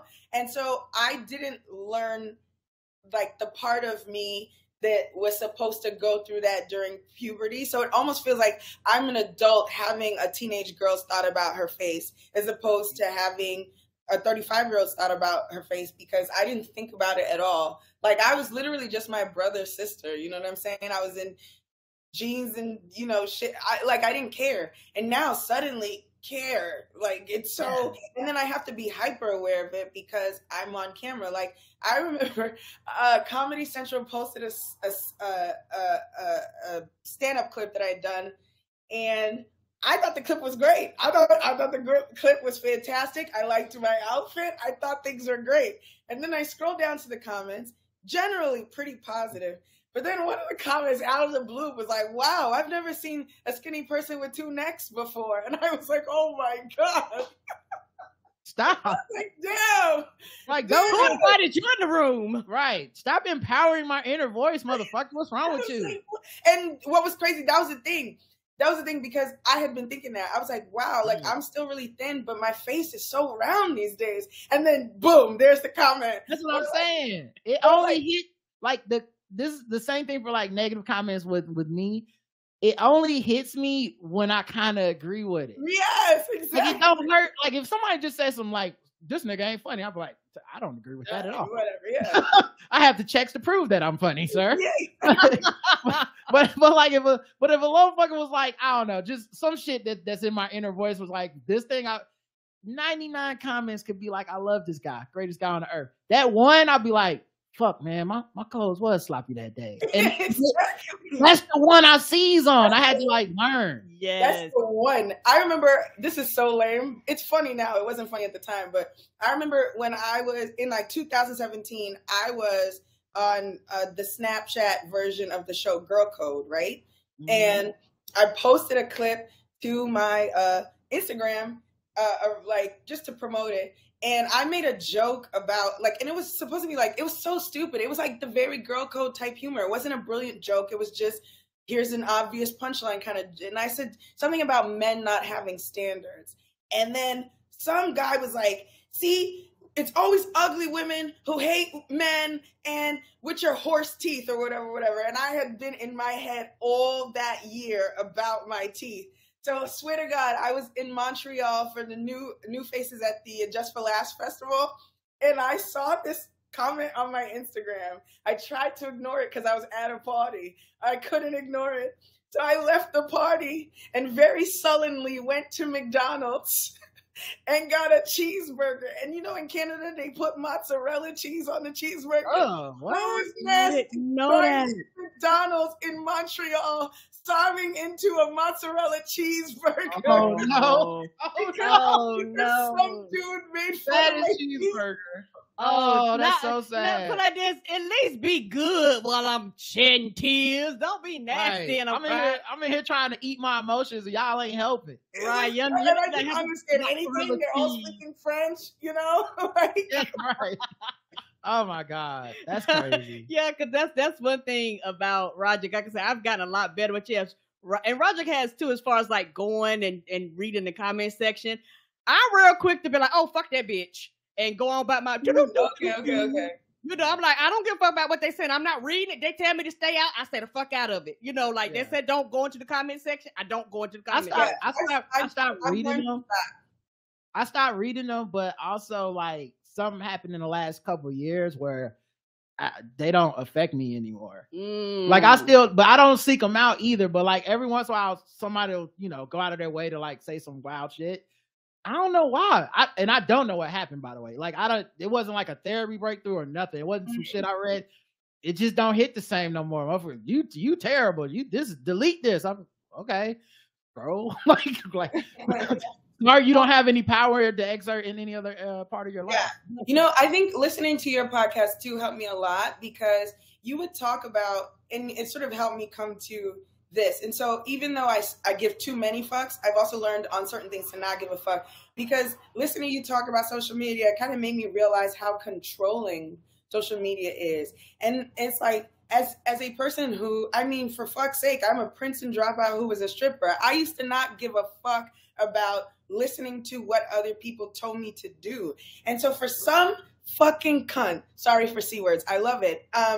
For some person to like tell me that I meant something I didn't mean and tell me to delete something, you take this down. No, go on your platform where you didn't write that tweet and stay the fuck over there. I'm going to write this thing that I want. So it's weird because I do, like, as scared as I am about stand-up and stuff, I have gotten to a place where it's like, I meant what I said. I'm sorry about that. Like, I really do mean what I say. Well, I think this is one of the holdovers that I got from Trump.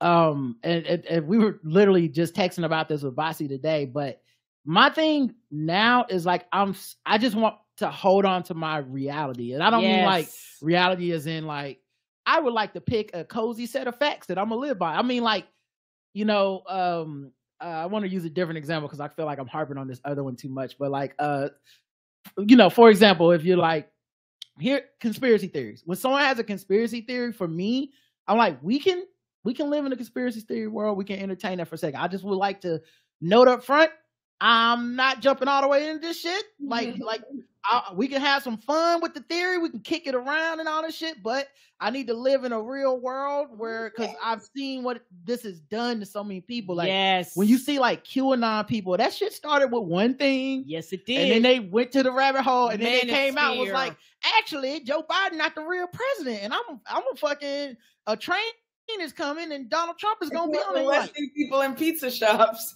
Yeah, like how did that happen to you? And also, I think the internet scares the shit out of me because we probably all at this point, I guess, have seen people that I thought were normal. Over the last 8 years, be like, whoa, oh, you're a lunatic. Like I checked out for like 1 month on you, came back, and you were just different.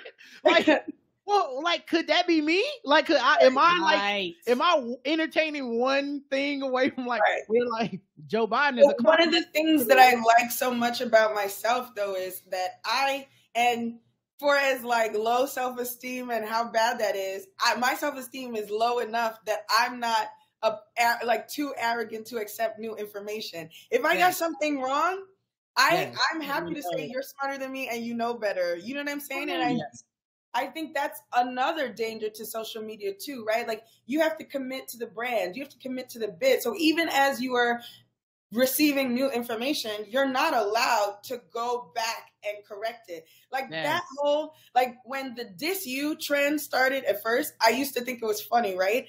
But then it's like, I don't like it because if I used to think something and I don't think it anymore, why are you shaming me for thinking or learning things? That was a point in time where you didn't know this information and now you.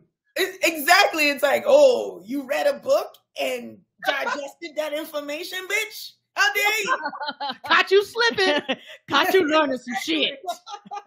And so I want us to get back to a place where I mean, maybe it's never been true, but it seems so astonishing, like in how overwhelming it is these days, where it's just like, people will get new information and not pay attention to the information.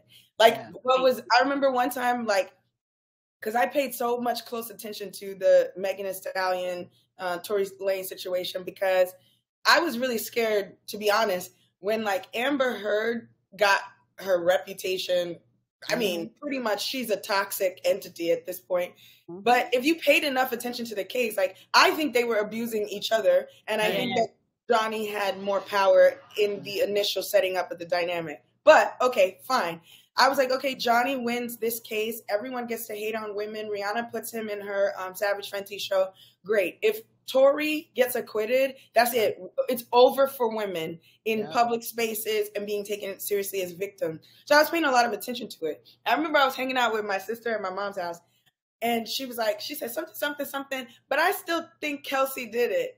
And me and my sister's friends just jumped on her. We were like, no, and this is why, and that's not true. DJ Academics lied about this, and da-da-da-da-da-da.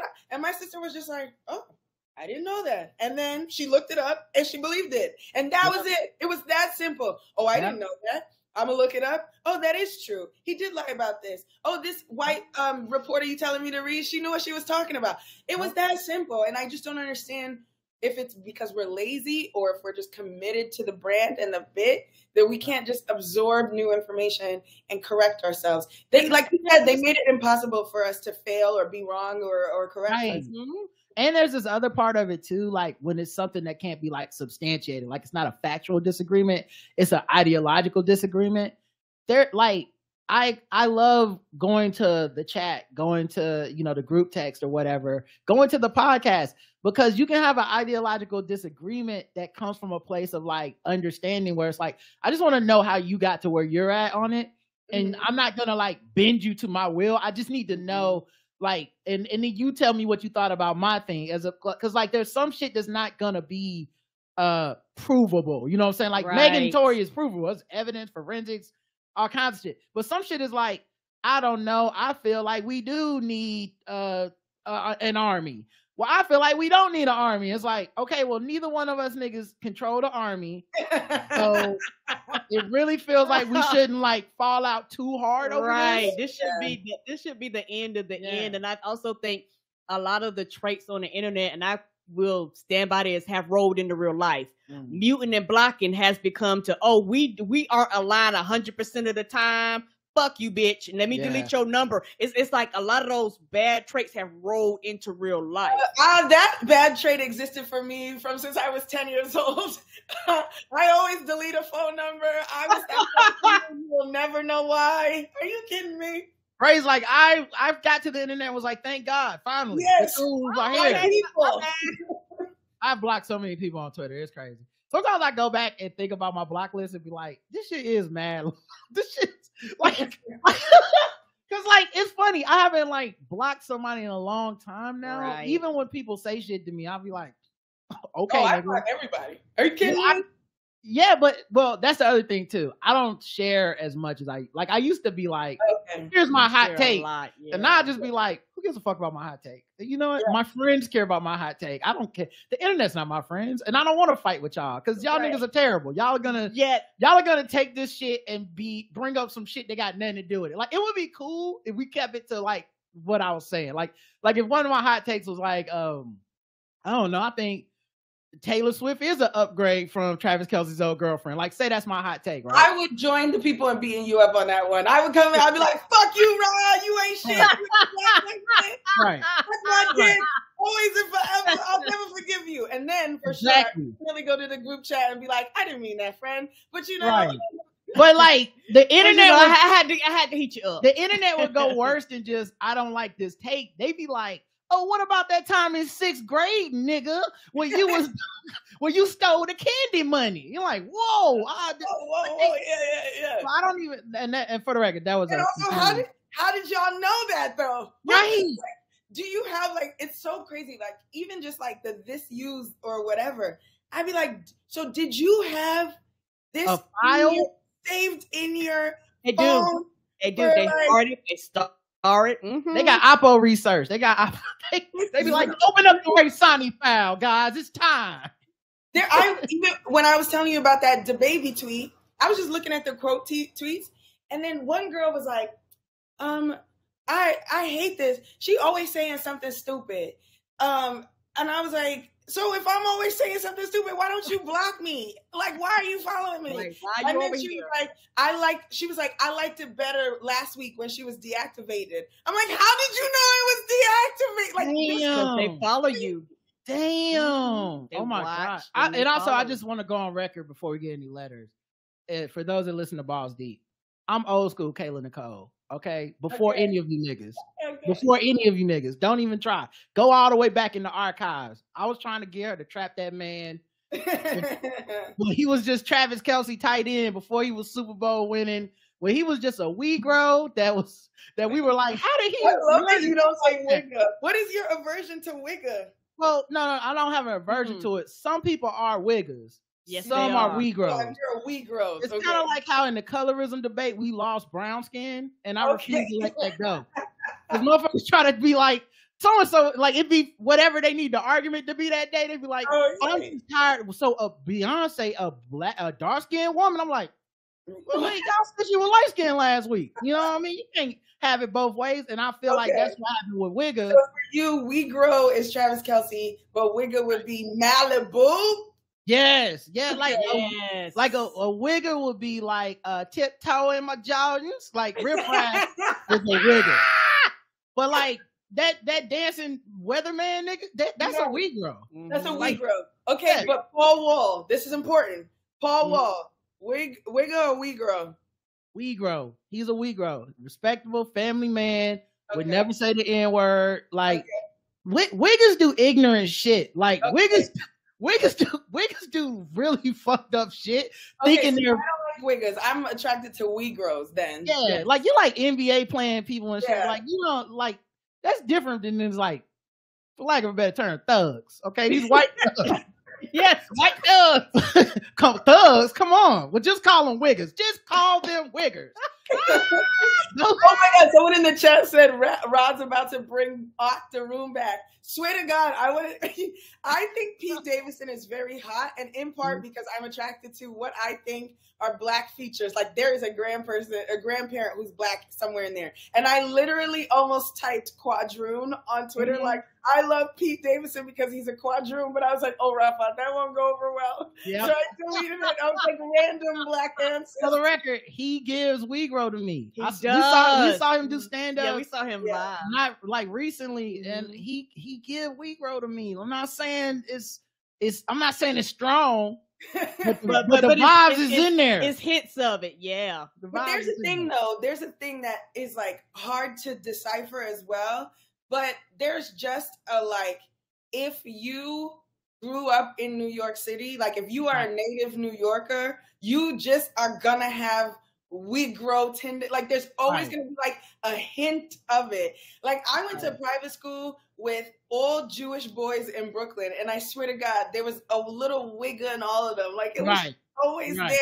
Like they always wore dunks or like fucking, Jordans, and it was like gray sweatpants, and they played ball, and they only listened to Wu-Tang, and they weren't trying to be us. It was just there's just always that little something, They all like Spike Lee movies, and it's weird. You can't. Now here's the one that I'm not giving examples of. I haven't really thought of, but also at some point I'm gonna have to define wigger with the hard R. Ooh, I don't know. I haven't thought about who fits in that category yet. I'm a bit reluctant. Because that's not one of inclusion. That's one of hate. That just made me wince. Like I'm scared. Like, you hit somebody with the hard R. You hit it with the hard R. That's hate coming out of you to put the hard R on it. So I'll have to think. I'm sure there's some. I just haven't tried to. I'm trying not to. Okay, I got to think about. So would a wigger be one of them who says if they say I feel like it's overstep, like people that say the N-word, people that like, oh my God, like I know one, but y'all don't know him. This happened in real life. Okay. I was playing basketball, and it was me, Justin, and these two dudes that are brothers, Rock and his brother, and they got a white friend that at the time I thought was a wigger. Okay, like, oh, I'm nervous. Like it was already a little like sometimes they would let him say the N-word, and I'd be looking at them. No. We don't do that. Not in this house. I'm like, Rock, is that a thing that y'all are okay with? That's happening? Like I pulled him to the side like it was an HR meeting, like, Rock, is everything okay between you and him? You know? And they're like, oh no, man, he cool, man. Don't worry about it. I'm like, okay, as long as he never says it to me or around me, I just feel like y'all probably shouldn't do that either. Anyway, we're playing basketball. It's late on a Sunday. Everybody's ready to go home. It's like the last game. Except like these young kids is coming in, and it's all like black teenage, like high school. Boy, here we go. What are you about to tell me? We're playing, and it's that thing where like we're talking shit, but in a fun way. Like they're kids, we're adults. They're like hitting shots, we're hitting shots or whatever, and they're starting to win because we're tired and we've been there all day, and they're about to run the court for the rest of the night. And so we have a clock. This kid hits a 3 to win the game at the buzzer from half court. And like me and Justin and me start laughing. We're dapping the kids up like, yo, y'all got us. Like, hey, hold it down the rest of the night. This white kid, this wigger was so mad. He was yelling at these kids like, man, fuck y'all them. What the fuck y'all want to do? I was like, bro, they're 6. Like, what is happening here? Yeah, I said, bro, calm down. You good? Like, this is we just having fun with the young crew or whatever. This motherfucker sits on the bench, still talking to the kids. And, you know, the kids are young, so they're like flexing, you know, like, I know how little kids do. You know, but they also like dapping up the ones of us that are like, you got us, whatever. And we were talking shit too. This white dude steals one of the kids, like swings on him, just steals off on him. Excuse me?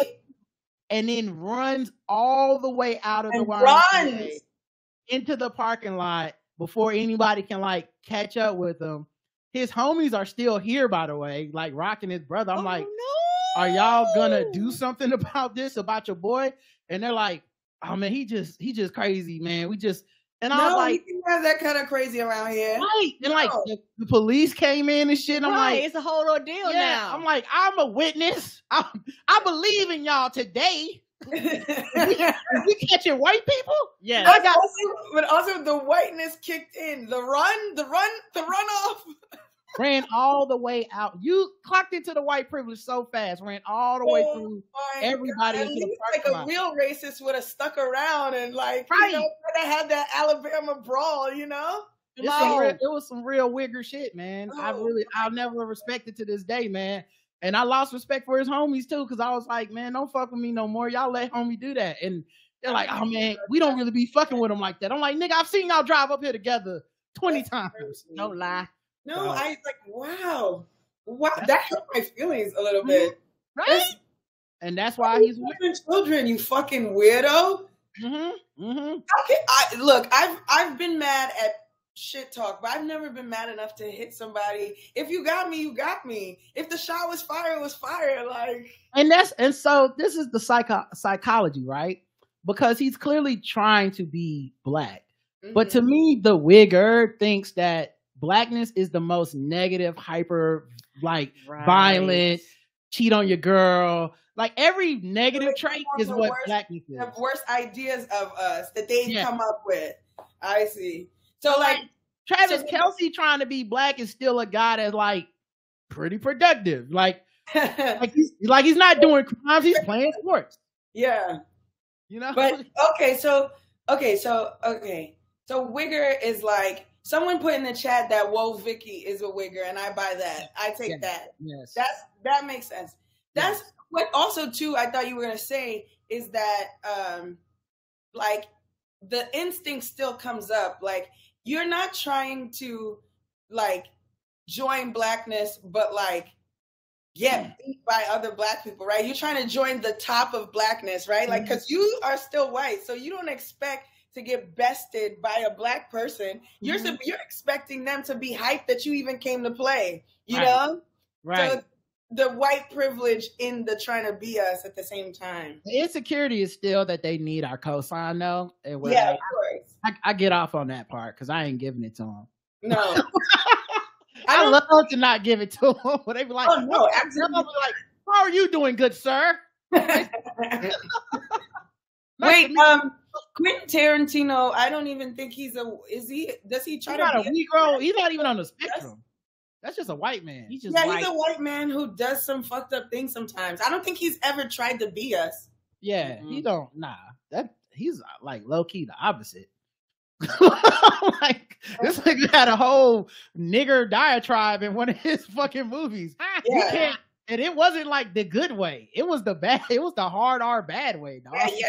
And he loves putting N-words in white people's mouths for no reason. Right. Like a perfectly serviceable other word like man or person would work. And he just says nigger every time. Right. And it would be so random too. Like in Reservoir Dogs, like you say, like it'll just be a random rant, a random racist rant in a car scene. And that has nothing to do with the development of the character or the plot for the rest of the film. We're not even in this movie. Yes, and it's just like Why did you put that in the script? You was just like 80 pages in, like, I haven't said anything bad about black people yet. Yes, dead nigger storage. That's what he said. And I was like, what? Bro, what? And they don't address it. It's not part of.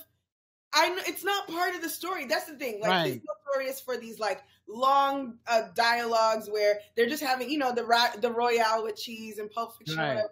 But for some reason, it's not always just about a burger in France. Sometimes it's just that you hate niggers today. Yeah. And I'm just like, what the fuck? Right. Like, this is just on your mind, huh? Because that's another thing, as a writer or whatever, you recognize when people just like have a bit or something they want to put somewhere. Yeah. That's your bit? Yeah. That's the one. He's so cool if somebody said this right now. Dead niggers. It's a perfect time. You think he was sitting on that? How long do you think he was sitting on that? He was. He was counting the words. It's been 1,000 words. I gotta throw that here somewhere.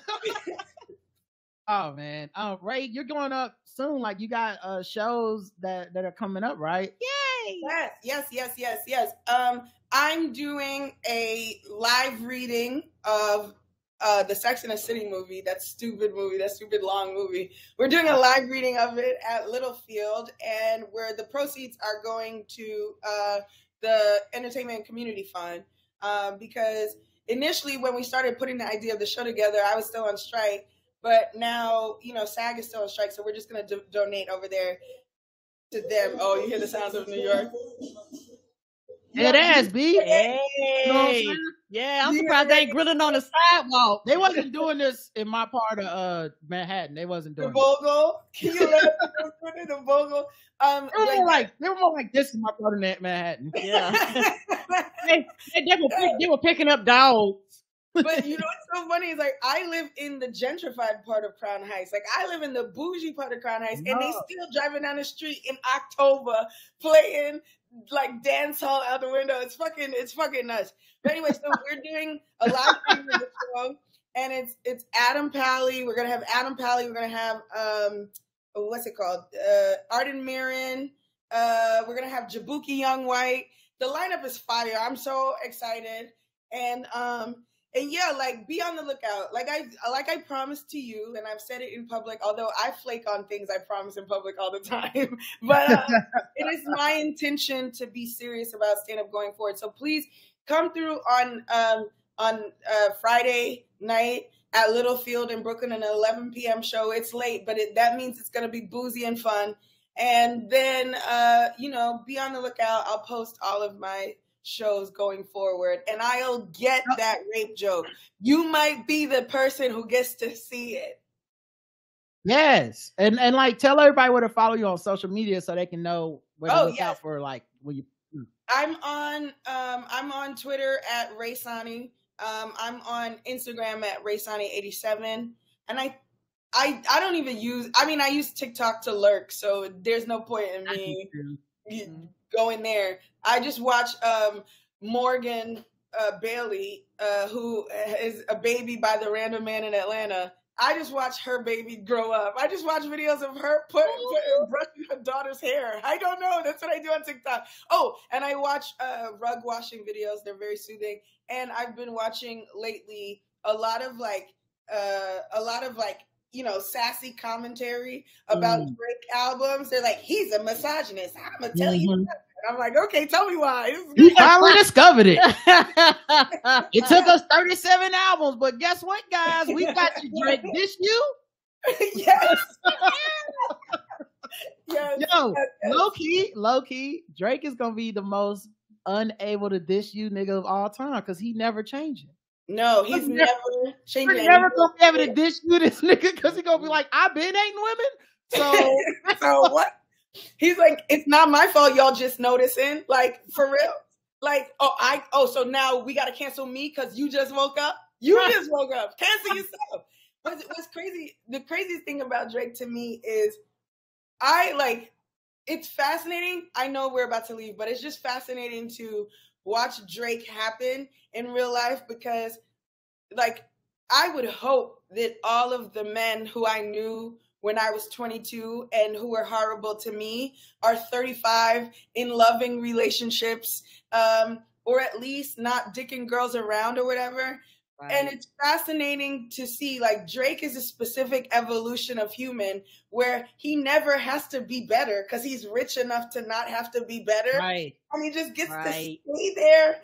And I have never in my life seen a 37-year-old, 19-year-old, but Drake is a 37-year-old, 19-year-old. Yes. And it's so fascinating to watch. And then too, the whole Joe Budden thing was so fascinating to me because, and I worry about this for myself, but I hope it won't be true.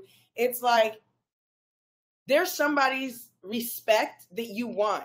And no matter what the fuck you do, you will never fucking get it. You are tied now. Right. I know streaming numbers are weird and all of that, but you are tied now with Michael Jackson for the most Hot 100 number ones. And Joe Budden will still tell you that you sound like a bitch nigga on your album. And there's nothing you can do about it. There's nothing you can do about it. My favorite part. What? My favorite part about that is one, both of them were making like good points about each other. Mm-hmm.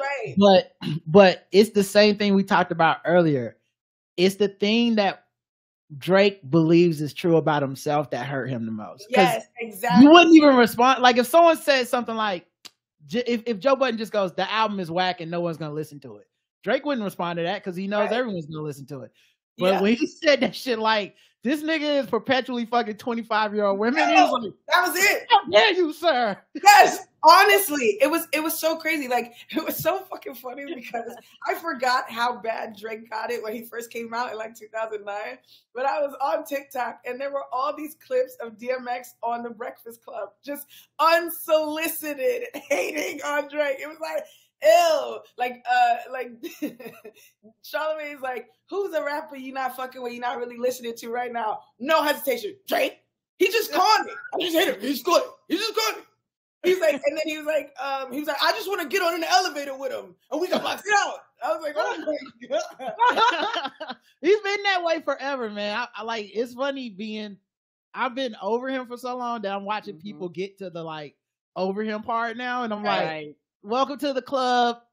We have drinks. Refreshments are in the back. Like it's like your gift bag. Like this nigga has been whack a long time, but you know, like it takes a while. It takes a while. He used to be whack the way that I could still date, right? Like, oh my god, he's emo and he's troubled, and I'm attracted because all he wants is to be loved and to find love, and I can save him. But this version of Drake don't want to be saved. There's no like, oh my god, I just want to find the right woman. I just keep getting my heart broken. It's like, these bitches I keep trying to manipulate aren't manipulatable. And it's like, fuck you, dude. No. You're supposed to make me feel bad and want to sex you. There's something to that too, because like I feel like his latest few albums all have like a very like I'm trying to go viral moment of him dissing some celebrity or black woman out the blue. And it always feels to me like, oh, you gave up. You gave up trying to be good at rap. It's like when you notice as a comedian, sometimes you see a comedian do a set where you're like, oh, you gave up trying to be funny. You're just gonna piss everybody off. And at least if you pissed everybody off, at least they felt something. Right. That's how the Drake shit. I was listening to that album like this shit's kind of because he doesn't feel anything anymore. Like I think he's numb. I think that he's accepted that, like you said, you know, the thing that someone else says about you that you think is true is the one that hurts you the most. I think Drake thinks he's a loser. I think it really hurts his feelings that no matter what, he cannot get the respect of anybody without Baby, Birdman, or Jay jumping in. I think that, so he's just still mad at the rest of us for it. He's like, I became the most successful rapper on the planet. Truly, people think I'm better than Jay-Z sometimes. And I still can't make Rihanna love me more than she loves the broke, dark-skinned nigga that she had 2 children with. Yep. And it's just like, you can't buy it. There's a thing he can't buy that he wants so bad. We black women will always just think he's corny, and so now he's gonna be mean to us about it. You know, he's 37 from Canada, and it's just pouring out of him now. Yes, like, the maple syrup is just spilling out of him in every fucking song at this point. And I wonder is like, because you know how they say Megan got around in the industry, and like I gotta wonder what it's like to like. I'm pretty sure Megan like rejected him, and I gotta wonder what it's like to like be rejected by Megan Thee Stallion, even though you're the most poppin' rapper in the game, and then you find out she smashed Tory Lanez of all people. Now you gotta overtake his side, and then you're gonna start being misogynistic. Because and he used to beef with Tory Lanez, like way back. Yes, he used to beef with Tory. Tory used to beef with a lot of people, Travis Scott, because Tory's whole thing, small man complex, hates himself, shit. He would just pick fights with random rappers to like be, you know, to get popping off of them. He did it with Travis Scott. He did it with Drake. And there was even this guy. He challenged a dude to he challenged the audience to spit a verse dissing him on one of his instrumentals. Like he asked for basically a rap battle. The dude devoured him, and Tory Lanez presses him on camera, like punches him in the face on camera because he dissed him so good and his battle. Like you asked for it. We're like working, you know what I'm saying? Like this is the kind of people that we're working with, and I just can't imagine. Like I'm so grateful that I have friends who tell me the truth. I'm so glad that I still listen to my mom. I love listening to my mom. You know, like my dad tells me the truth. I just can't imagine being in Drake's life and letting him stay like that. But money talks in a way that you would never expect. It's very different, yeah. And that nigga from Canada, both of them is. So like they're not official. It was never gonna happen for them. Like respecting there, you gotta go through some real slavery, bro. I'm sorry, but like, you get like that's minimum to be the respected rappers around here. Come on. Ray, it's always a pleasure to see you, honestly. I also genuinely I want to thank you so much because when I was in New York, you like reached out, we like hung out a couple times, and like you were like gung ho about it because I'm very much like he's an introvert. If it happens, it happens. She's like, no, Saturday we need to make a plan. And I'm like, all right, so Saturday. Yeah, you have to force Roderick. But thank you for that, and I loved going. First of all, amazing to meet you in real life. I've been listening to you since like 3 of Negroes. Yes. So you, I think I'm on like 9 years with you guys. Yeah. So like there's that. You know, I truly respect you. I think you're so funny. You're so smart. Shout out to Bossy Igby for putting us all in the group chat together because I be group chatting people separately, but I feel like she made a promise that we was gonna be friends. And she made it happen. So thank you to her. I am so glad. I was very excited for all y'all to like meet each other and things like that. And I was like, oh, that's so sweet. Yeah, and then going to the Empire State Building was like so fun. It was definitely the kind of thing I probably wouldn't have done on my own. But having y'all there, it was dope. And just always, you know, you just always been such a cool, real person and stuff. So I thank you for coming on the show. Oh, thank you for having me. Like, honestly, like, I love talking to you guys. I could do it forever. And, you know, just letting me talk my bullshit. I know you don't even watch the TV shit I be watching, and you let me do it anyway. So hey, this is the first all banter episode. Okay. Yeah, so I was just thinking that. I was like, is he not gonna do any games with me? You know? I was checking off topics as we was talking, because I was like, oh, we kind of got to that anyway. Okay. And then I just didn't play the segment music.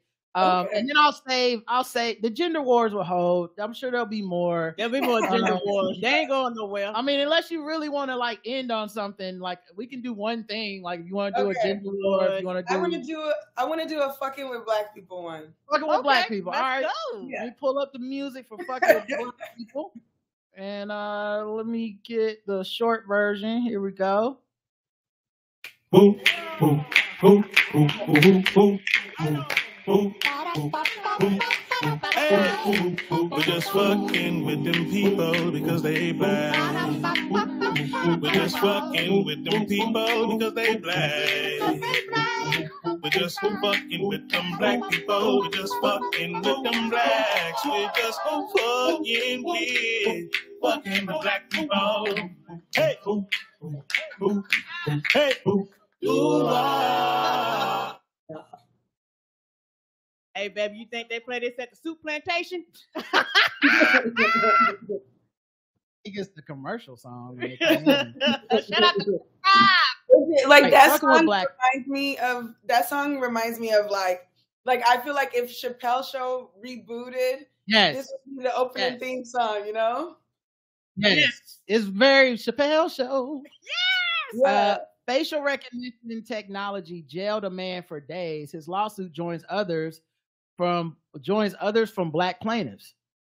Randall Karan Reed was driving to his mother's home the day after Thanksgiving. Okay. Last year when police pulled him over and arrested him on the side of a busy Georgia interstate. He was wanted for crimes in Louisiana, they told him. Then they took him to jail. Oh. Reed, who prefers to be identified as Karan, would spend the next several days locked up trying to figure out how he could be a suspect in a state he had never visited. Wow. Mm-hmm. Yep, it was because of the misuse of facial recognition technology by a sheriff's detective in Jefferson Parish, Louisiana. Right. This is why I'm like, no, don't use this bullshit. All the niggas look alike. So no. Which is so crazy because like if this shit could tell like Margot Robbie from Jamie Presley, then fuck that. Oh my god. Fuck y'all. They look exactly alike. Oh my god, I've never thought about that. It's like 5 of them, by the way. It's like I have whatever the white woman facial blindness is. It's 5 of those motherfuckers that I think are in every movie. I'm like, yeah, this part too. And then Roger get halfway through it and somebody online be like, no, Roger, that's the other white woman. She was on My Name is Earl and she Harley Quinn. Right? She getting checks. She was in the Jerry Springer movie. She was old enough to be in the Jerry Springer movie. God damn, girl, you stay booked. You're busy. He is among at least 5 black plaintiffs who have filed lawsuits against law enforcement in recent years, saying they were misidentified by facial recognition technology and then wrongly arrested. 3 of those lawsuits, including one by a woman who was 8 months pregnant and accused of a carjacking, 3 of those lawsuits are against the Detroit police. So I don't know what they're doing in Detroit. They're but doing be careful. RoboCop. It's too cold. Your face is frozen. Maybe it's too cold. Yeah, RoboCop that's good, Karen. Oh, so I didn't hear you. I'm sorry, Karen.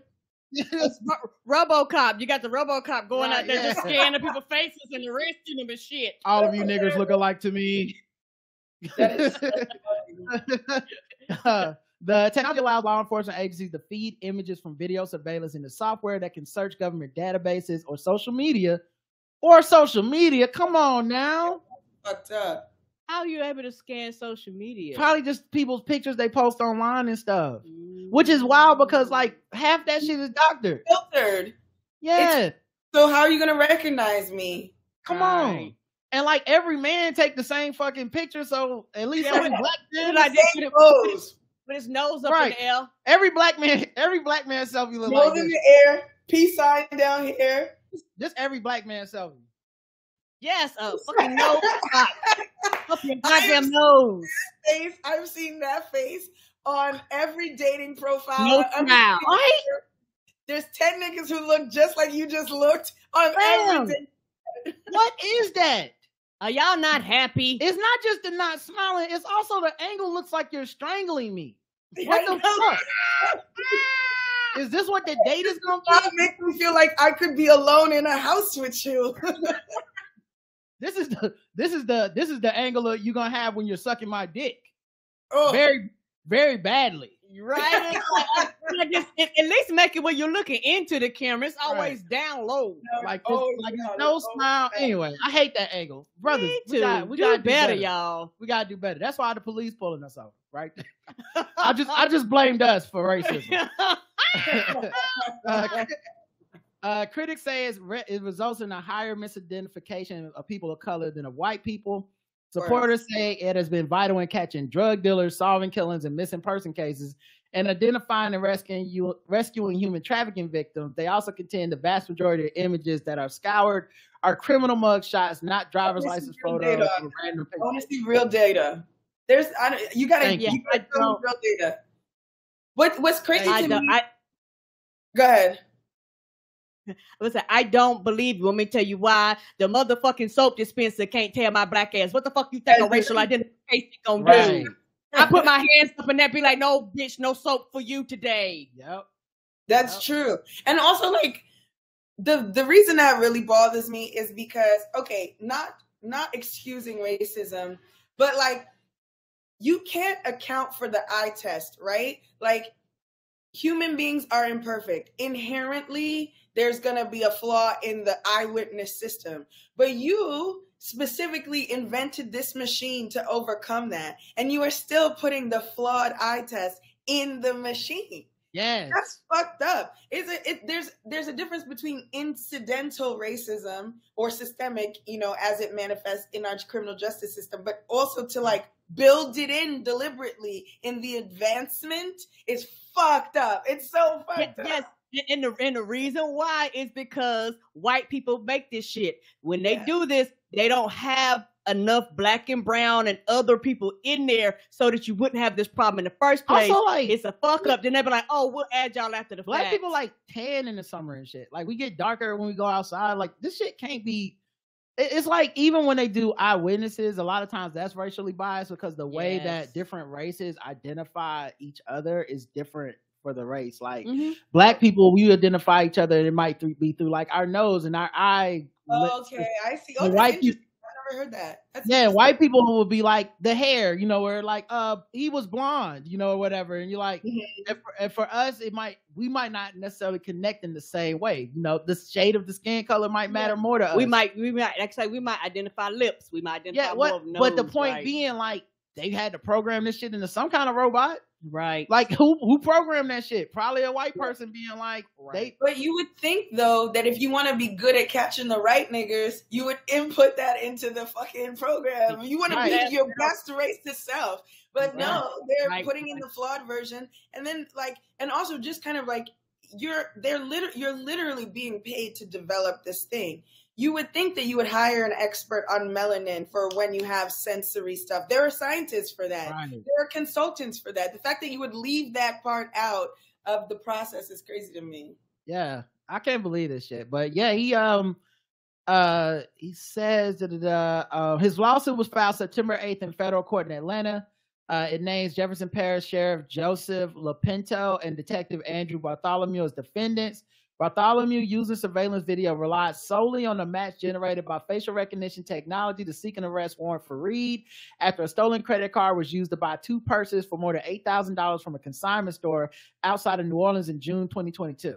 Bartholomew did not conduct even a basic search into Mr. Reed, which would have revealed that Mr. Reed when a theft occurred. So it was just a face match. So they didn't verify where you were, any of that information. Which actually goes back to the other part, because you would imagine the what do you call it? The check. Like, you have checks and balances. Yeah. The check on the machine would be the sheriff. The human being supposed to be a check on the machine to be like, oh no, it can't be that guy. because that guy lives in Georgia and he wasn't here during that. The sheriff was like, one nigga's good as the next. Close case. He said close enough. Yeah, let's get this guy arrested. What the fuck? He just marked it done for the day. He's like, shit, I did. It was a long day work. Like, but isn't there that thing? I mean, maybe it's only for certain cases, but isn't there like qualified immunity? Like if a cop does something wrong, they don't get personally sued. So maybe it's different in Georgia. I don't know, but that's crazy. Typically, it's violating someone's civil rights. Oh, okay. You can be sued federally sometimes. It just depends on which rights were violated. Yeah, okay. I wonder if this being such new technology, if there's not a precedent, and maybe that's why he feels like he has a chance in this lawsuit. Right. Facial recognition technology wasn't like So, but yeah, all right, let's score 0 to 100. All right. Karen? Oh, like I said, this gets me 100. Like I said, if I can't get the soap at the soap dispenser, I know you ain't gonna be able to tell my lips from my nose. Okay, all right. Right? Yeah, 100 for me. I mean, I hope he sets precedent. Like you said, I hope they make this case law based on, this case and the other ones that are joining the lawsuit, because that's hella dangerous. That's scary. It's like hella dangerous. Like, my God, I could at least, there's a racism I can handle, and that's the eyewitness, like the eye test. But this is racism designed, like tech racism. I'm not ready for that. Silicon Valley racism. I don't want it. I give it a 75 because I can kind of relate to the artificial intelligence, because a lot of these niggas look the same to me. Where I'm like, I get it. Sometimes you just, it's like, bald head, kind of, got that beard, you're not smiling. Maybe it was you. I don't know. So, it's pretty bad. Especially spending days in jail. You do shit. Right. Probably lose your job or some shit. All right. You know what? Last thing, sword ratchetness. Then we'll get out of here. It's the last thing. Yay!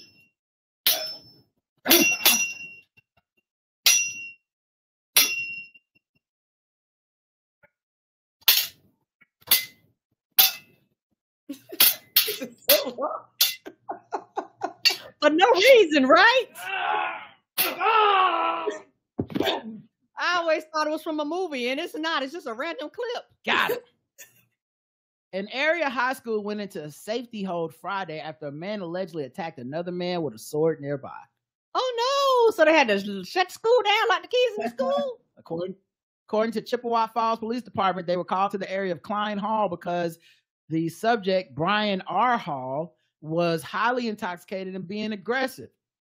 While on their way, officers learned he had a sword, cut another resident, and went back into his motorhome parked outside. Okay, I'm clear now. He lives in a trailer. I get it. Okay. Was it a double wide? Well, y'all aren't wrong. Okay. Okay. There we go.